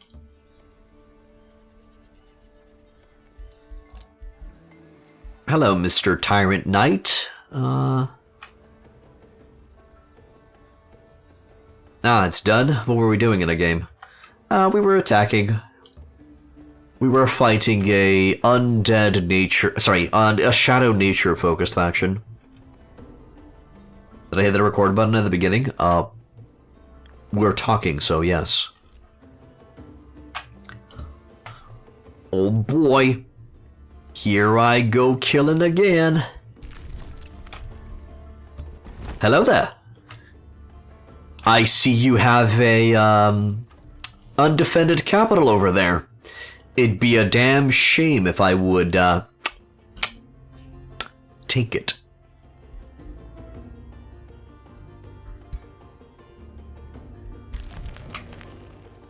Mr. Awakener, you're just gonna sit there, and let's see if there's anything that I can buy from the 3 cities. Nay.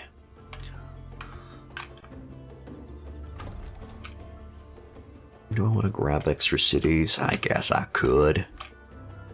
I guess I should. Maybe I'll migrate some. Okay, that's true.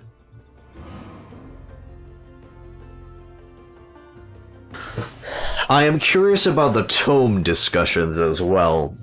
Have you seen any of those tome video discussions?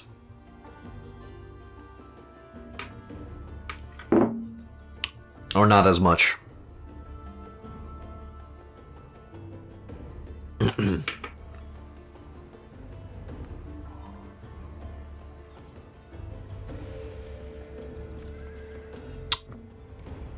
Okay, let's talk about order then.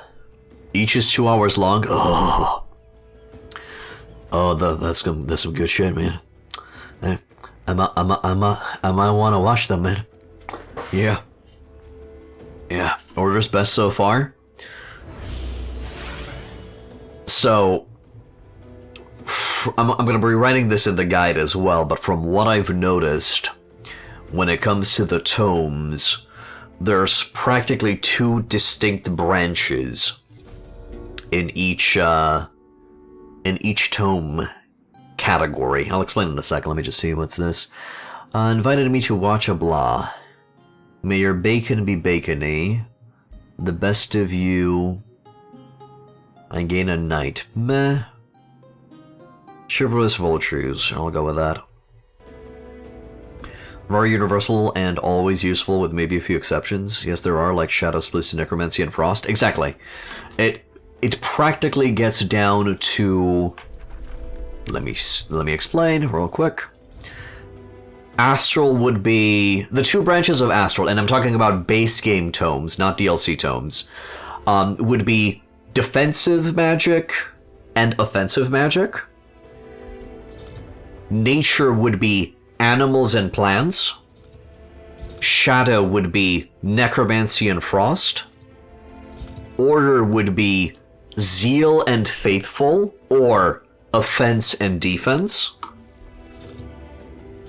Chaos would be fire and buffing up. Well, I guess would put demons into that category. Buffing up tier 1 units, playing around with debuffs on the enemy type of thing. Materium would be earth magic and wind magic and magic in general. And then just melee focusing improvements, just army focusing improvements, just strength, I'd say. Physical focus? Would that be a correct term? Just practically magic of earth and fire, a little bit of fire, and then physical improvement. And that's that. And then the DLCs have their own flavors of fun. You don't use any necromancy unless you go for necro, so then you use every necro tome? Yeah. The Tome of Losing? What's the Tome of Losing? But I like the Tomes of Materia. What do you mean? I mean, I have a soft spot for the Gold Golem. Yeah. Although I think out of all of the tier 5 tomes, I think Tome of the Creator is meh, unless you specifically go for elementals. Then it's okay. I guess you can buff this up to Kingdom Come. You like one tome as well, but most of them suck? In the Materium? How dare you hurt my Materium tomes? I'm a little bit biased because my favorite affinity is Materium. So, for example, in Tome of Enchantment, I like Sundering Blades, I like Purging Arrows. I'm meh about the Spell-Tempered Shields. Summon Copper Golem is situational, Awakened Tools is situational, but okay to have in most cases. Because city stability is quite you can neglect it by quite a bit. You like the affinity as well as the units? Yeah. I never get Tome of Rock. And I love rock and roll, but I never get this.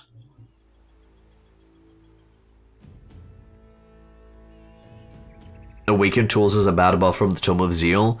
Now, the spell from the Tome of Zeal, you have to cast it every 3 turns, while the Awakened Tool from Enchantment, you just have it on at all times.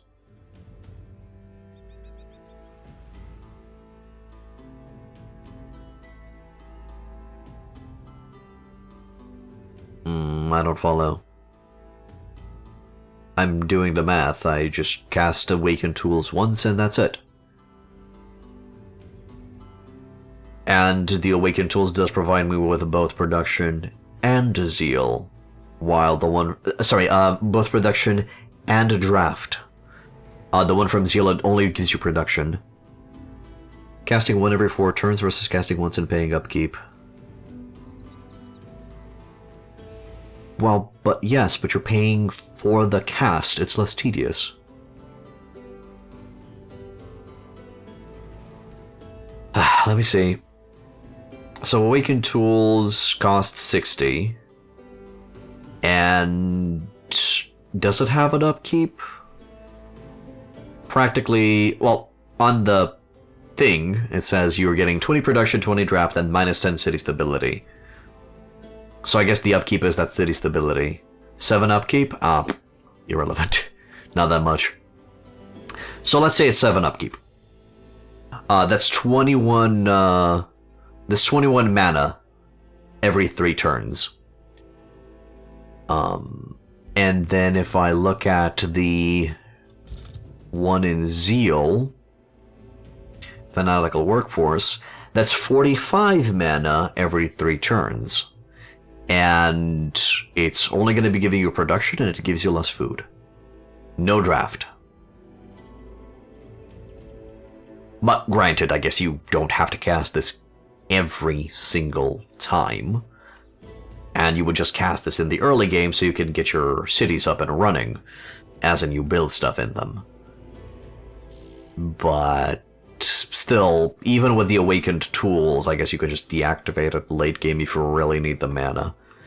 I don't know, man. They both feel good.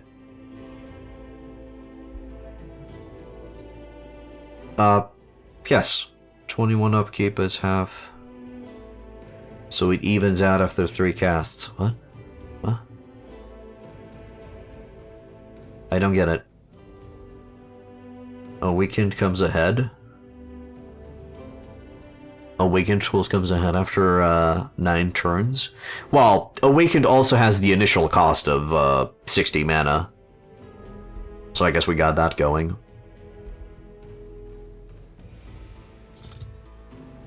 And it's also a cast and forget about it type of spell where you just don't care about it anymore. Now, when it comes to the Tome of Rock, I have heard good things about Obsidian weapons.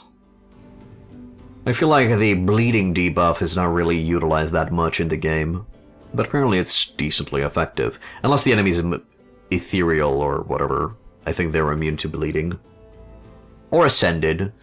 Or undead or other things. Yeah.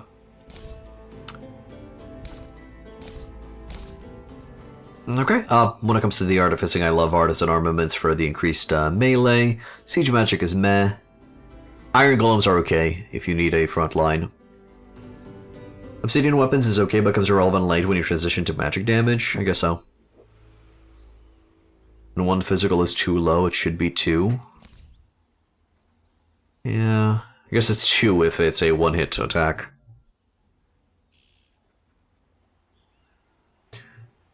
Does bleeding stack? It does. I don't know, man.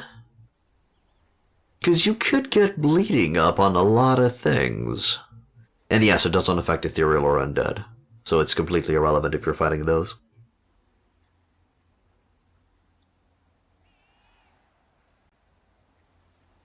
Out of all of the dot damage, which one is best? Are there any differences? Just the elemental damage. That's it. And the strategy and synergy that you go for. So I think there are some animals or some ascendancy, if I remember correctly, where you do extra damage if the enemy has bleed stacks. But practically, if you go for burning, it's going to be doing fire damage instead of physical, and then you get units that have Searing Blades who do bonus damage against units that are on fire. If you go for Cryomancy, your melee units are going to be doing bonus damage against units that are slowed. You have to be careful not to hit fire on units that are frozen, because that's going to melt them, unless you go for accursed flames, and you play around with ghost fire, and then ghost fire does both ice and fire. Oh god, I can go on forever. It's such a good game. It's such a good game. But Shamnio, out of all of the dots, you can go with whichever one you want, as long as you focus on it, and you be careful not to overlap them. Overlap some of them.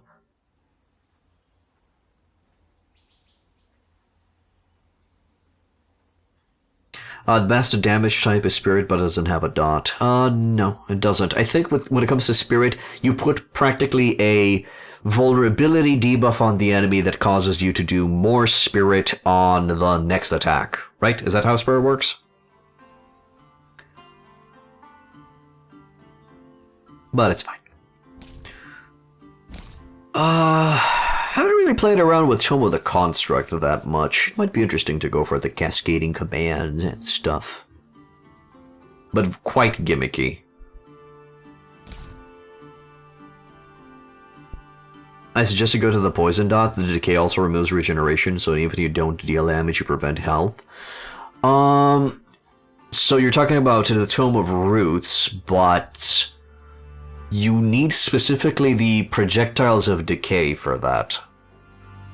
Because this one only applies the poison effect. It does remove regeneration, which is good. But you would want to go for the Tome of the Cycles for Projectiles of Decay. That will apply Decay, which is another debuff that prevents all types of heals. So you're forcing the enemy to go for a cleanse effect. So that's pretty cool. And Decay stacks with whichever other debuff or thing you go for. Maybe we should go for a dot build. How would a dot build work?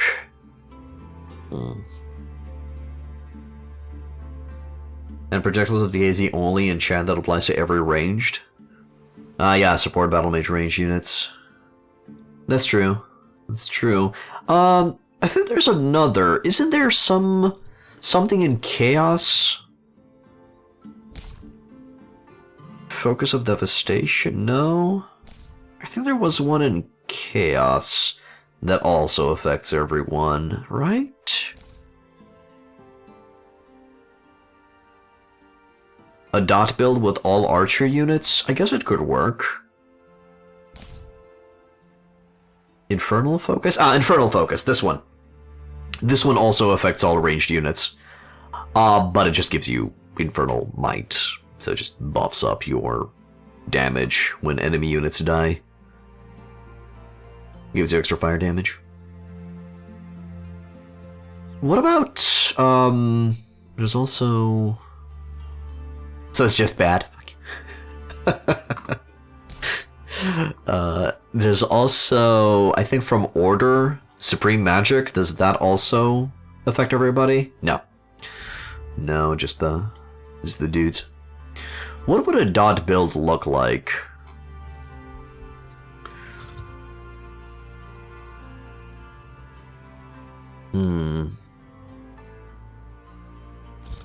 Okay, real quick. Let's go to Chaos, let's go to Pyromancy, and read Burning. So Burning counters Wet and Frozen. So if I want to have both Wet and Frozen on the enemy, I would have to go with the Cursed Projectiles.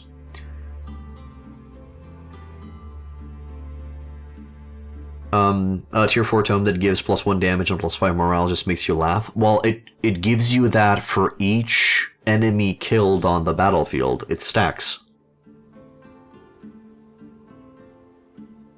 Have you noticed that it stacks, right? You saw it stacks. So Infernal Might stacks up to 5 times. And, you know, the morale is going to be increasing the crit, so... For each enemy dead, at 5 enemies dead, it's win more. Yeah, that's true. But everything is win more late into the game. Well, no, because late into the game you're also going to be getting some new units, but it's fine. Just get Calamity instead and get more damage. I mean, well, the solution would be to get a Cursed Projectiles, and that's going to allow you to put Ghost Fire on the enemy, which will stack, and it's going to allow you to keep Frozen and Wet on the enemy. Wet helps out with electricity. Okay, so let's think about this. If I add Poison, does that counter electricity?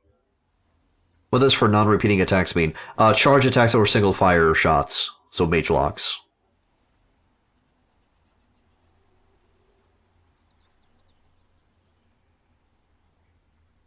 Oh, so just ignored? What do you mean, just ignored? Yeah, you do +4 damage, which is awesome, and you do get the Ghost Fire. Absolutely, you would get this as well. Poison does not counter anything else, is what I'm saying, not just Wet. Also, you can't reliably take fire with a Cleansing Flame book. Sure, but that's a different build, I'd say. But yeah, Cleansing Flame is pretty interesting. I like it. I like the idea of it. So with this, with Ghostfire, we could go Fire, we could go Frost. What else we can go? I guess we can apply the Wet, but is that in the Nature? No, it's in the Astral Stormborn shit, right? But it's a specific spell. It'll obliterate your build and you lose. What, Cleansing Flame will obliterate my build? Why? Lightning Focus. Electrified. Okay, so Electrified can be placed on the enemy with no problems. It's not going to cancel anything out. And then what about Poison? Oh, we're going to be making a weird build. Because of the initial buff it provides.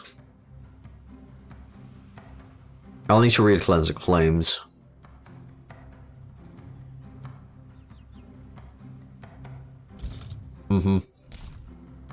Cleansing Flame, Flame Herald. All burning ground becomes Cleansing Flames. Slain units create Cleansing Flames. Units passing through or ending their turn on this hex, non-Zeal or Faithful suffer burning. And Zeal or Faithful units lose negative status effects, and Condemned units lose positive effects. I remember this. Well, we just don't get this then. It's fine, we just don't get it. It's okay. But yeah, we played around with this. Oh no, was I playing around with this in my personal playthrough? No. No. Wait. Didn't we play... Did I play the first Eldritch mission on my own? You can build it for you, but when the enemy gets it, you're cooked. That's true. Yeah. I mean, I guess the build is not going to work very well against enemies of the Cleansing Flame Order thing. Sure.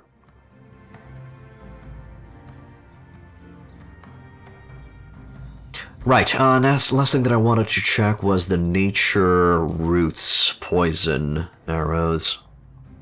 So hence the fire dot is unreliable. Poisoned. Okay. Okay, so poison electricity is safe. We can also add fire in the mix. And we convert the fire into... No. We convert the fire into accursed. So it becomes ghost fire. There are units immune to poison like undead. Yes, there are fire units that are immune to fire. There are electric units that are immune... Actually, is there a unit that is immune to electricity? Maybe the storms, maybe. Would be kind of interesting to go for. We would have to rely on archers to apply Stormborn and Nagas. Okay, got it. So we can make frost, or maybe we completely ignore the accursed projectiles and just stick with poison, electricity, decay, fire, and we also grab the bleed. Archers, skirmishers, support, or battle mages. I don't think I'm going to be able to cause bleed with battle mages, so we're going to have to focus on some archers. I'm thinking either the Glade Runner or the Zephyr Archer. Let me quickly check the Zephyr Archer. If you build for a dot, you would go for poison and electricity, so nature and astral. But I want my bleed and my fire as well, man. Maybe a dark culture?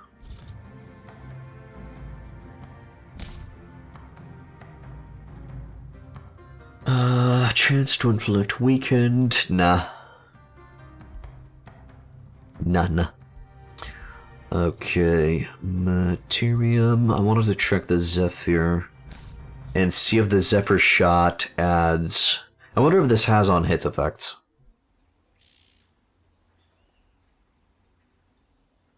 No, Dark Culture. Although, Chaos Eaters are pretty fucking cool. I swear, man, Chaos Eaters are hidden OP.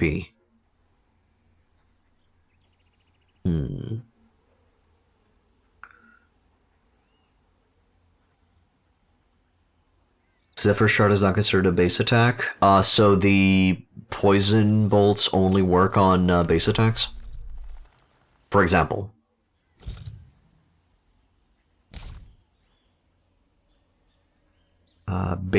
Make base physical range. Yeah. Okay, so the Zephyr Archer would be irrelevant. Mage Locks? Do we just apply... Effects are increased for non-repeating attacks. So I guess it would be 8 blight damage. 20% damage against... Oh, no, that's blight blades, sorry. The only thing that I'm reluctant when it comes to mage locks is they just have one shot. So they can't stack the dots. They would only apply 1 dot per shot. So I'd rather go for some archers. Maybe the high culture archers?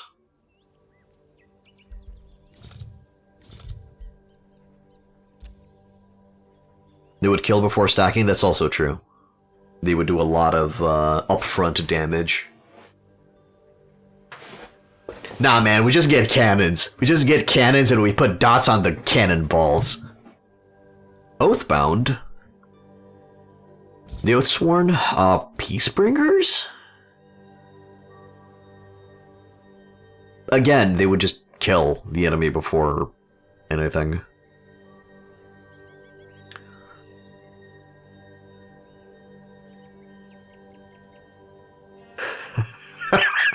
The cannonball will also make you poison a little bit? Maybe. I don't think they're gonna notice, you know, the guy's missing a leg. The doctor's like, oh, also you're poisoned, and like, no, dude, I'm missing a leg. Oh man. No. Which cultures have a tier 2 archer? Nope. Okay, so barbarians have the fury.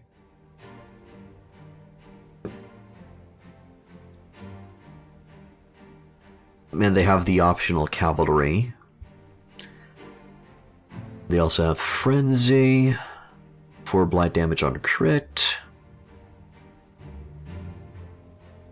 Yeah, and with this we're not really going to be going for a crit. We're going to be going for just dot application. Mystics don't even have an archer, they just have a mage. Primals have the darter, but they have very low range. I don't think I would rely on them.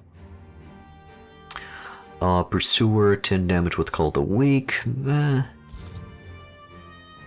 Dusk Hunters could fit the bill, because they have Dormant Seeking Arrows, so that's going to be increasing their range.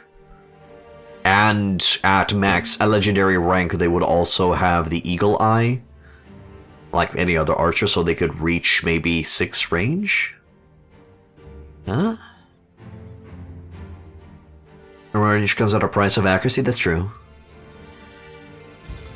What about Industrious? Arbalest, same problem as Mage Locks, they only have 1 shot. And Wind Tomes for 7 range, nice. But then, why just not go for a Zephyr? Then, Mage Locks and Cannons. The moment when you just, give him the good old Elemental Cannonball. Also, Primals have the Primal Darter. And suddenly you can't go with Ironclads, because Ironclads, if I remember correctly, are not affected by poison arrows, poison blades, fire arrows stuff, right? They're not affected by that, because they're a mythic unit. Primal Charger, how I never use you. Yeah, they're mythic.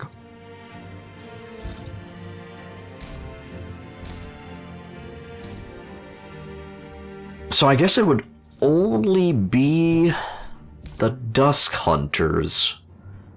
And then we transition into... Well, the question would be, do we transition into Glade Runners or do we transition into Zephyrs?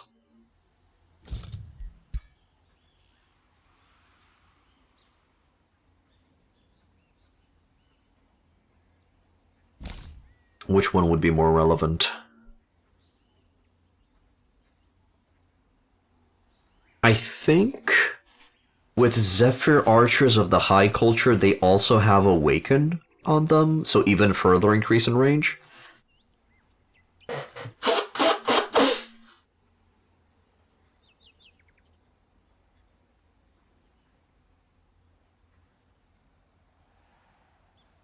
Yeah, they would.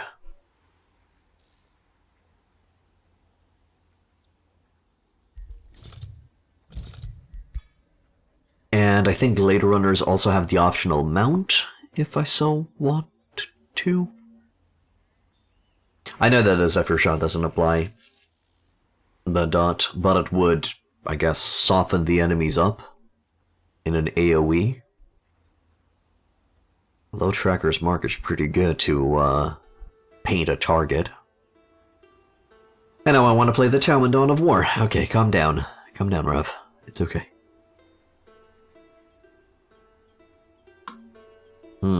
What cavalry would benefit their range attack? Is there a cavalry that would benefit that? Probably not. Okay, I'll think about this build later. It's fine. I promise, guys. It's okay. We finished the discussion. Let's just play the game. Flying? For mobility, I guess. Supreme Magic! Yeah!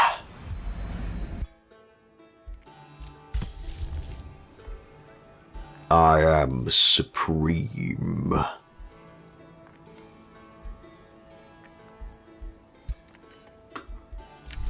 Final ultimatum. Each time I think I'm going to be going to another game, we discuss and we come up with new builds. Or unicorns for the phase. That's going to be keeping them safe. Condemn Army. Conjure Divine Beacon. Monument of Supremacy. Yeah! Give me a Monument of Supremacy, brothers.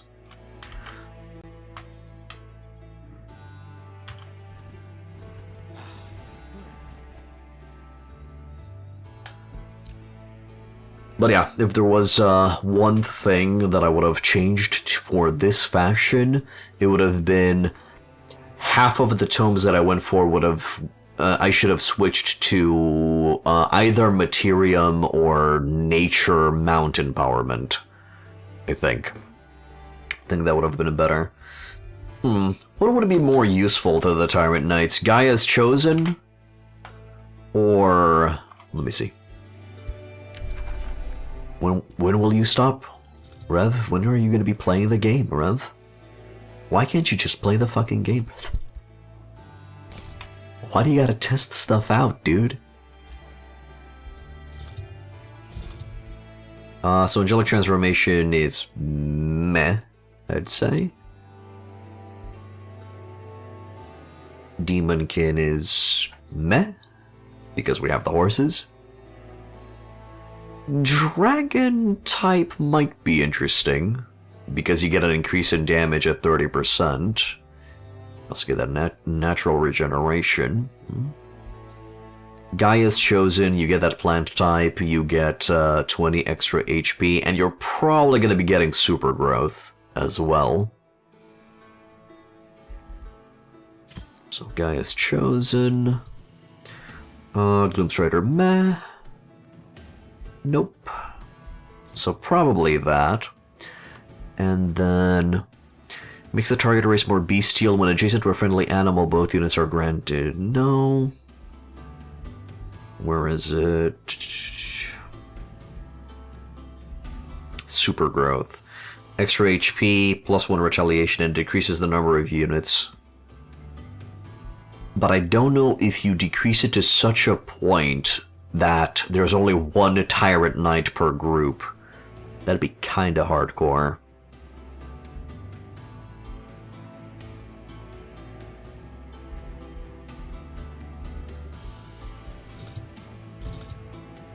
It might, right? There's a possibility. And then, of course, you would get Artisan Armaments. No. We gotta keep in mind if we're only going for nature, then we're gonna try out the Materium part. Yeah. Let's go only for nature. Mounting units also reduces the units in the stack. They're already mounted. So, guys, chosen for major. When it comes to minor, I guess you could get Draconic Vitality. Leaf Skin is meh. We'll keep it like that. And then for enchantments, Aspect of the Roots, it's not going to be affecting them. Probably getting Blight Blades.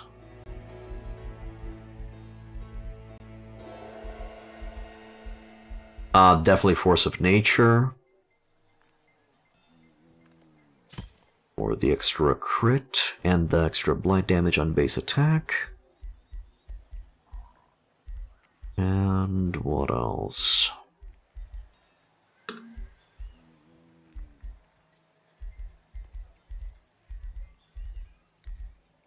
I guess that's that. Yeah, but it would be the tier 5 nature. Because if you're going to go for Gaia's Chosen and you become a plant,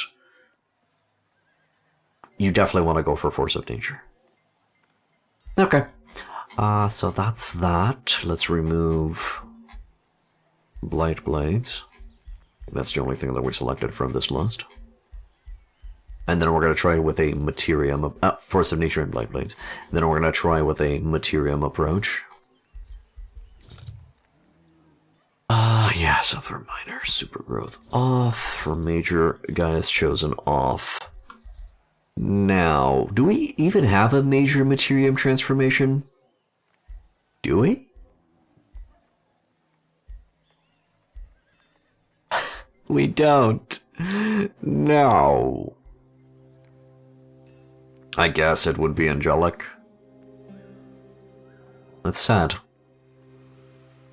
I want to become Golem. Why can't I become Golem? I know angelic is order. But again, you would want to get something. Oh, decreases number of units in formation. Okay. Sure. I guess.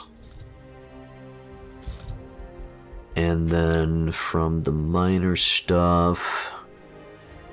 Earthkin... Gold touched...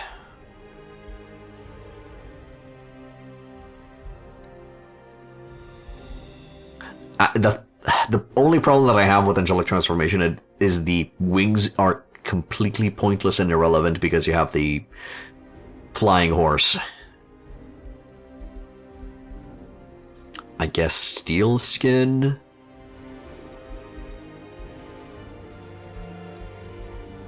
But that's it?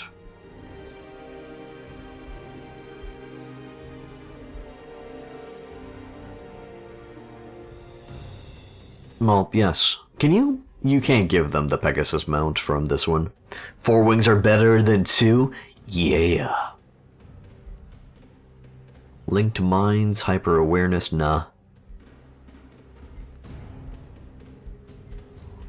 I guess Earthkin may... No, you're probably never going to be getting that one, though. Sure. But you're going to be getting some interesting ones from the enchantment. So you can get adaptive armor, you can get artisan armaments. What else? Could get disrupting blades if you so want to. No. Hard to find minor transformations. But I should be able to find some interesting ones. Flame burst weapons. Oh no, that's actually from Chaos. Womp womp.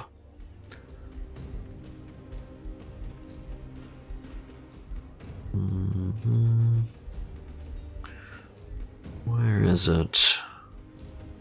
I guess you could get obsidian, I guess. Big if.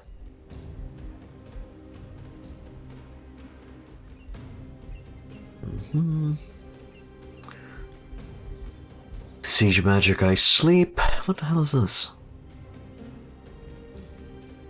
Sign of the Huntress. Whatever. Spell Temper Shield doesn't affect them. Sundering Blades does, so you get that pretty early. And that's that. Those would be the abilities. You need to use the encyclopedia tool more? This looks handy?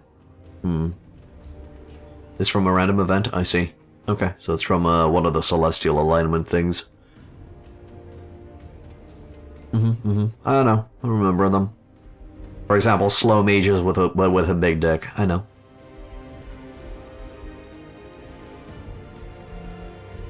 So I guess those would be the stats of this. We do get a decent amount of crit from this. It doesn't really benefit these guys that well because they have one big hit instead of multiple. That would give us a chance to sunder the enemy's defense. Again, same situation with Obsidian.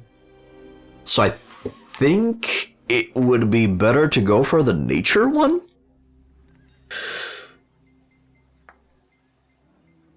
For the super growth, I should have screenshotted the stats. I didn't. Okay, that's enough. In this scenario, I think nature would have been better. What's going on here? Oi! Yeah, cheeky boys. It was 23 plus 8 in the melee department? Yes, I know, but what about HP? What about defense? What about the rest of the stuff? Would have liked to see the other stats as well. I guess I'll take a little bit of a freebie battle here. Ooh, they do have the Fearsome Peacebringer. And a Warbound. And a Spellweaver. And some heroes. No, don't worry about it. I'm lazy as well. I'll just think about these later.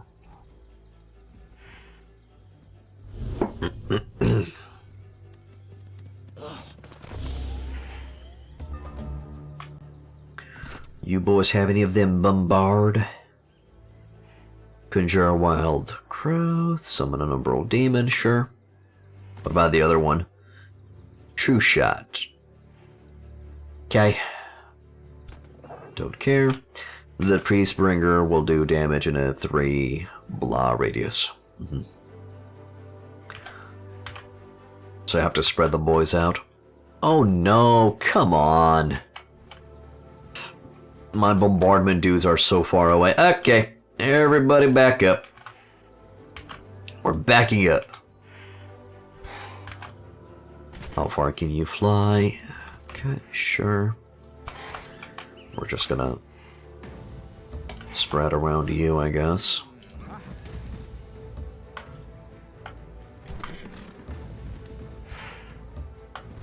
There. Hello, Catty Meow.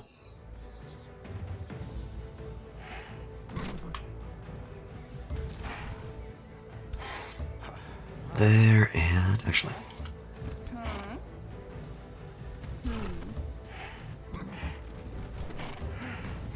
Good, and then we pull back the boys.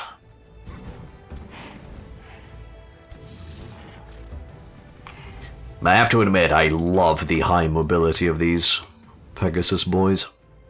Or the Exemplars. A defensive unit. They're tanks. They're tanks with high mobility.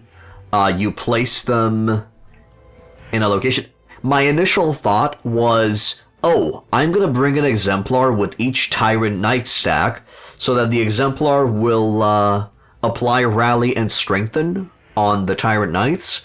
Little did I know, the Emboldened Allies can only be used 2 turns into a fight. And it doesn't put your unit into defense mode. So it's for when you're fighting against enemies that have a lot of morale debuffing effects. So the Exemplar is pretty bad. The thing that it does have going for it, though, is that the Exemplar is a tier 4 unit with decent stats, and it does get affected by all of the minor, major, and enchantment transformations that you apply to it. So that's good.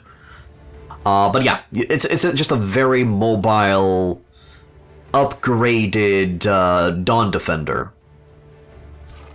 And you should use it as that.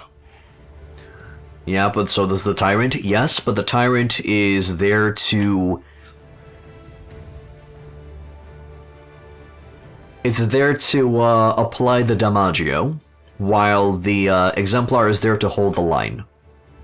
You know, the 2 branches, offense and defense. Exemplar is on the defense, Tyrant is on the offense. Sounds like you should never use them. If you need a strong front line and you're dipping a lot, if you're dipping your balls a lot into order, I guess Exemplar is fine as a front line. No line to hold if the enemy formations are broken. If you go for Tyrant Knights, yes.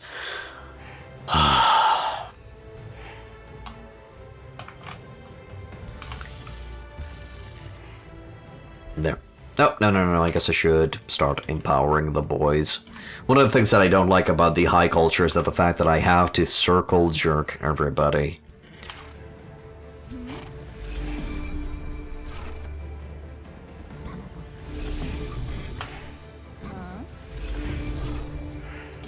So I have to do this all the frickin' time.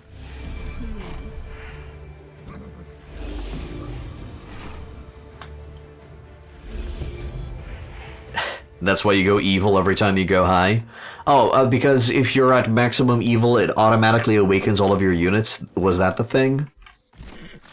What if you're pure good? What do you get for being pure good? Does awaken just do extra spirit damage? I didn't even check.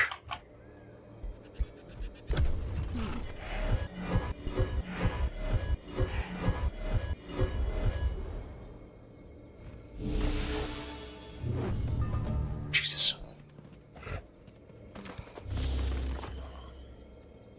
Well, that still makes them quite far away, right? Yeah, we can't crash. We would have to let them come to us. Where's that Peacebringer? He'll probably do some deeps on the next turn. Nothing that's worth spending every 3 turns on buffing for every fight. Sure. Well, what does it give?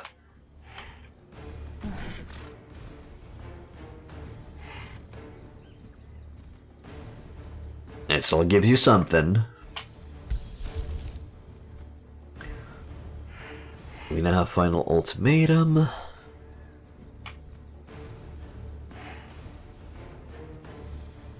Wrath of the Faithful, and I just slam dunk that Peacekeeper out of existence. Yeah. Thank you.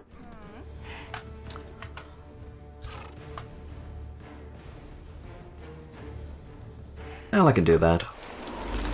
Take that, Mr. Slow to Warbound. Thanks. Now I would have to wait. Ah, you know what? I can just bait. Gimme. Give me. Boop. There. And then end of the turn, and we're gonna go for Inspiring Chant on the next.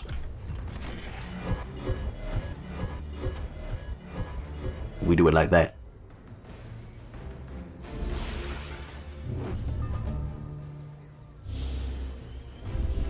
What in the...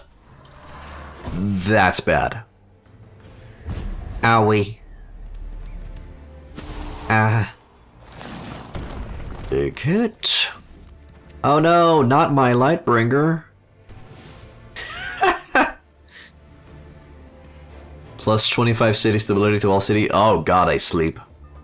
I sleep. Just become an evil high culture, dude. Just become evil. Go Tyrant Knights. Pure evil. They're automatically awakened. Yes, absolutely. So, this faction that we have here could have been much better. Much better. I think what I would have done differently is, again, go Order Nature, completely ignore the Faith tree, and just go pure into Subjugation, Zeal, plus the Nature super growth, empowering mounted unit stuff, which got nerfed into the ground, and I'm sad because of it. Stuff. Yeah. Okay, these guys are gonna go back to being on the enemy side, so I'm gonna march in there and start smashing. Boop. Are we in range to start crashing? Kinda. Sure. I'm assuming we're not in range to fire.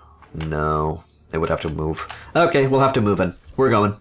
We're going, boys. Inspiring Chant me up.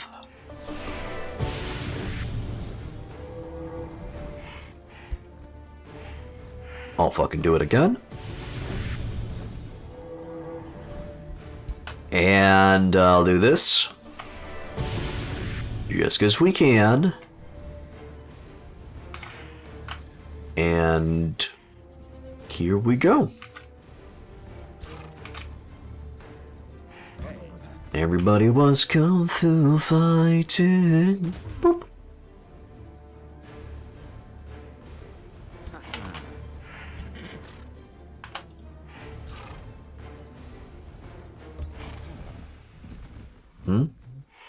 Will this one not kill? Oh, never mind. It did. It went blip, blip, blip, blip. Can't reach. Can't reach. Can kinda reach. Sure.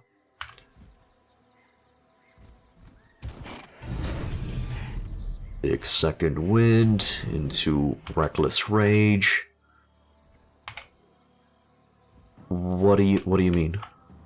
Ah, okay, I can't crash. Okay, these guys can crash into those dudes as well. We're gonna go for it. And then I'll send these guys.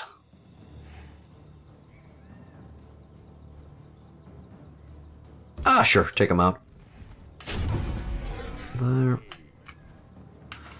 Any other Tyrant Knights that can reach their target? I guess not, so I'm just gonna position them on the flank and get them ready to crash. Meh. Can move in here and taunt those spearmen and go defense mode.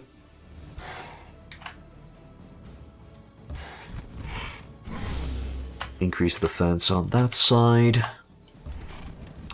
And start launching the boom booms. And miss horribly. Yes, that's what I was intending. Gonna push through the right side with those guys. Like so. And then we just approach with all of the rest of the Awakeners.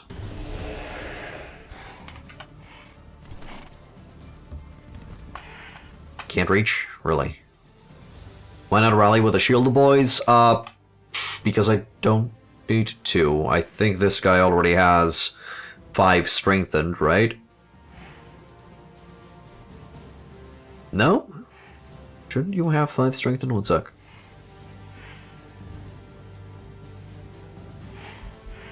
Was she not in the squad that was supposed to receive that?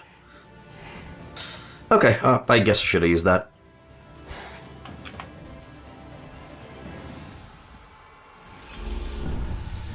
There we go. Much better.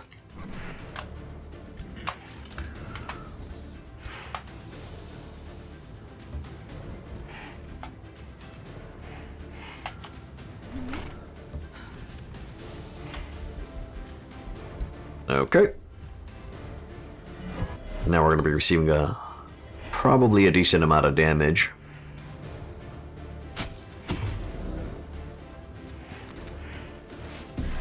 No, my babies. No, my insane babies. Owie. Kya. Oh no, 3-line attack. Or not? What the hell happened there? Get buffed. But yeah, absolutely I should have rallied with those guys there. Okay, that was horrible. And I am now pissy.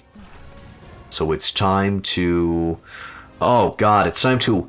It's everybody's favorite. It's time to awaken everyone again. Oh boy. God, I just missed doing this. I'm so happy that I get to do this again. Yeah. Just awaken everyone.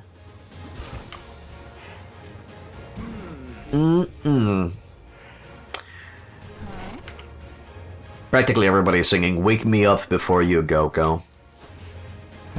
Well, let's start exploding them.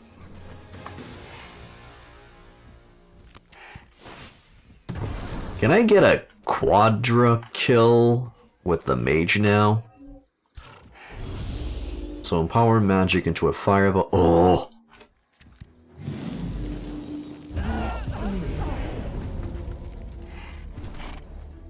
You gotta admit, that was pretty sexy. You gotta admit, that was pretty, dosh darn delicious. Okay, and then I just grab the hero and apply the pole to the butt. It was okay. You got a hard on. It's fine. I'm joking. Or am I? Am I joking? Yeah. So that's that. Sadly, yep, that hurt a bit. Give me an army heal. Is it correct that you don't have a, okay, you don't. I don't have a spelljammer inside Insultur. That's what I wanted to make sure of. And then I guess we just crash.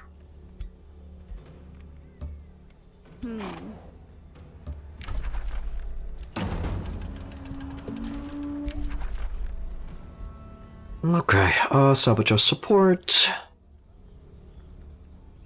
And break battlements? No, I probably need to undermine the walls or construct on it. Yeah, give me construct onagers just so I can have 15 so I can break this place in 2 turns. Yeah, there it is. Good. Remains of blah and blah.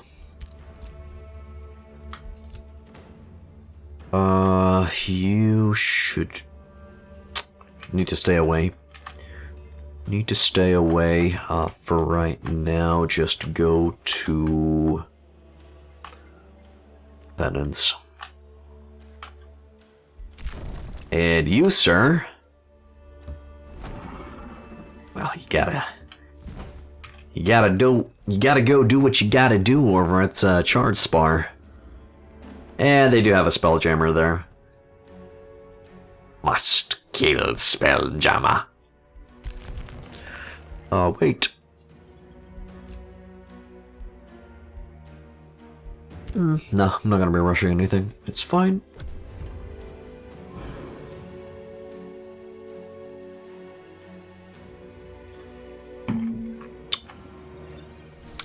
There's a possibility they're gonna attack the dragon this turn. Yep. There it is. What are they throwing at me? Some dark-ass nuts? Warlocks. I guess the Sundering Curse? Oh. Warlocks don't have a chance to freeze the enemy. Oh, okay. That's fine then.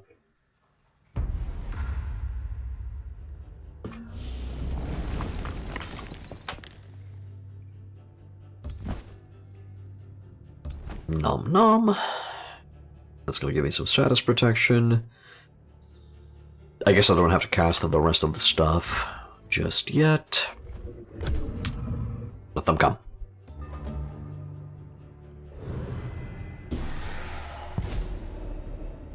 I'm insane now. If no other debuffs will be cast on me, I'm just gonna cleanse that at the beginning of the turn. Never mind. That gave me the weakened, so... Oh no, it's touching my butt.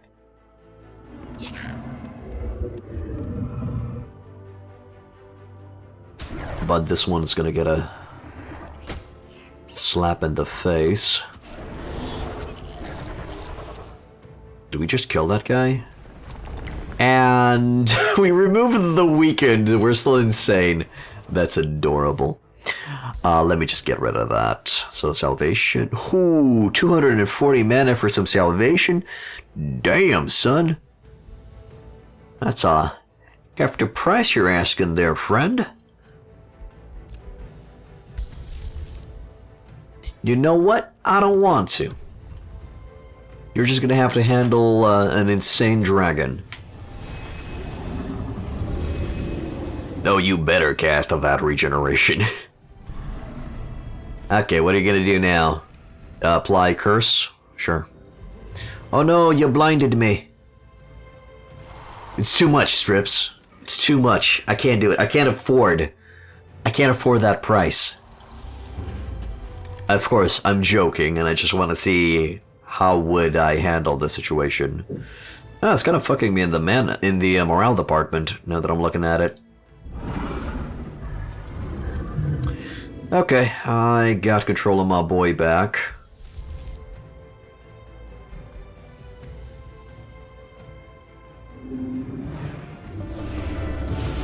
I guess give him a little bit of love? Okay. Second win. Run and gun.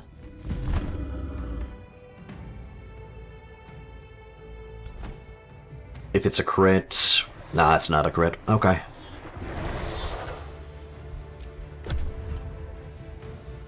Did we remove the blind effect? It seems we removed the blind effect because we have our retaliation attacks back. Get slapped, lady. Ah, the sounds that lady's making are so weird. I guess we got a fire hex on our butts. Owie. My morale is low again.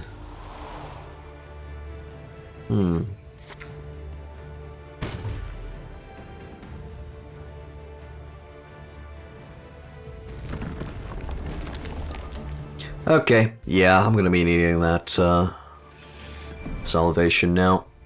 Just remove all of the problems.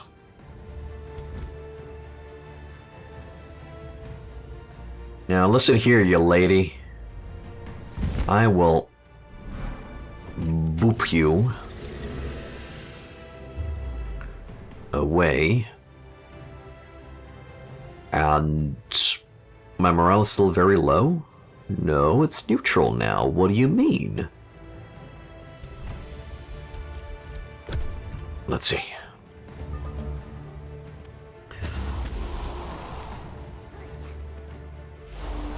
Okay, missed. Get spanked. I just removed 5 stacks of regeneration. How the hell is that possible? Oh, maybe I have the cleansing slap. As you do, because clearly everybody can get a little bit of a cleansing slap. Isn't that right? Yeah, we do have purging strikes. And boop.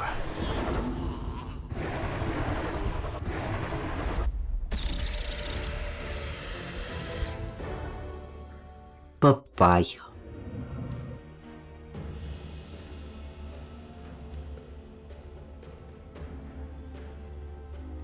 Was I in the territory of the city there? I wasn't. I guess the salvation is just that expensive of a spell. Oh, wait, no, we have the 200% extra mana cost on everything. Forgot about that. So, will that mean that if I step into the Spelljammer territory, it's going to be a 480 mana cost? Hey, never mind. The Spelljammer has just been occupied. We're gooch. Yes. Sign of the Huntress. Complaints from your archers reach you. Their arrows seem weightier. Astrologers soon find the cause. The constellation of Liana's Draw has changed. New stars have appeared around the arrow in the constellation of Liana's Draw. The celestial image now looks like the Huntress is drawing back a javelin on her bow. The alteration somehow affects not just your archer arrows, but also the magical projectiles of your casters. The constellation's new stars cosmically bolster the damage of this world's archers and casters as the cost of their range. So now they're going to be doing 30% extra damage with a -1 range penalty. Okay. We'll see if that's gonna be good or bad. I can get a Shrine of Smiting? Just hands down a Shrine of Smiting? Nice. I want that. No, can I get it in my... What do you mean I can't afford this action? Oh yeah, it's because I don't have enough gold.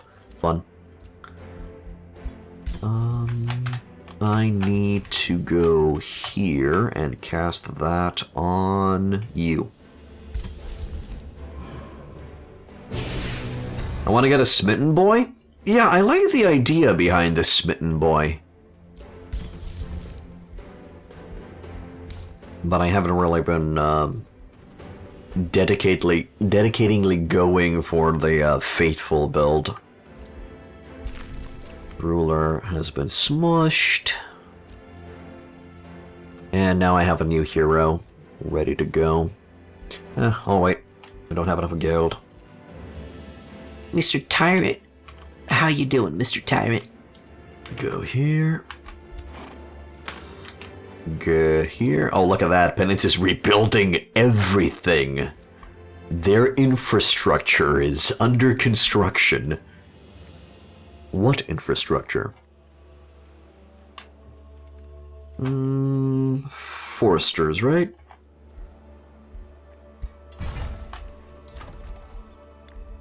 Just a few foresters. Hey, Sub, how you doing, man? How are you?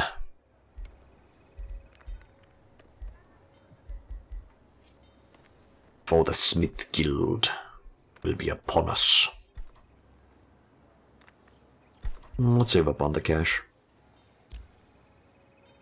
Doing good as well. Losing a little bit of my voice because I've been talking so much about builds in Age of Wonders 4. I know. I'm such a weeb. Such a weebing weeb of weebery.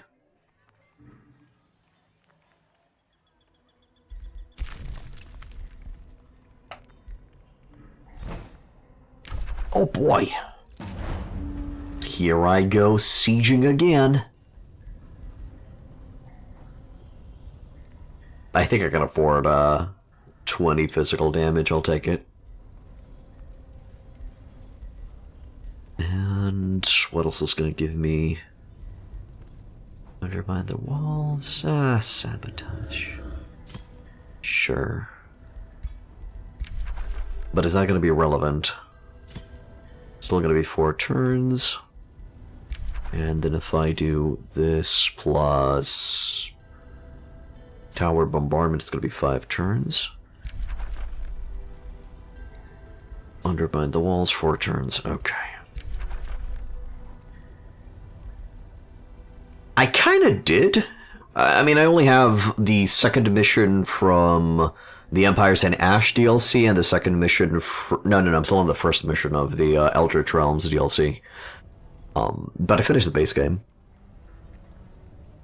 And, I guess there's a few challenge missions that I still need to go for. But practically I've just been trying out builds and just having fun with those.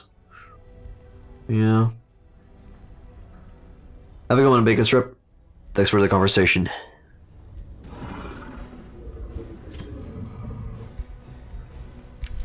Okay, screw it. Headlong assault. We're gonna let it crash. You stay. Those are just gonna keep on building up, and sadly, that's gonna be it for today. Hope you enjoyed the discussion. We're on our way of eliminating another enemy. If you guys like what I do, please hit that follow button. It's going to notify you when I stream. If you want to further support me, also subscribe. And if you're on YouTube, I have multiple guides and playthroughs that you guys can check out. Please like, subscribe, and leave a comment, for it does help with the YouTube algorithm.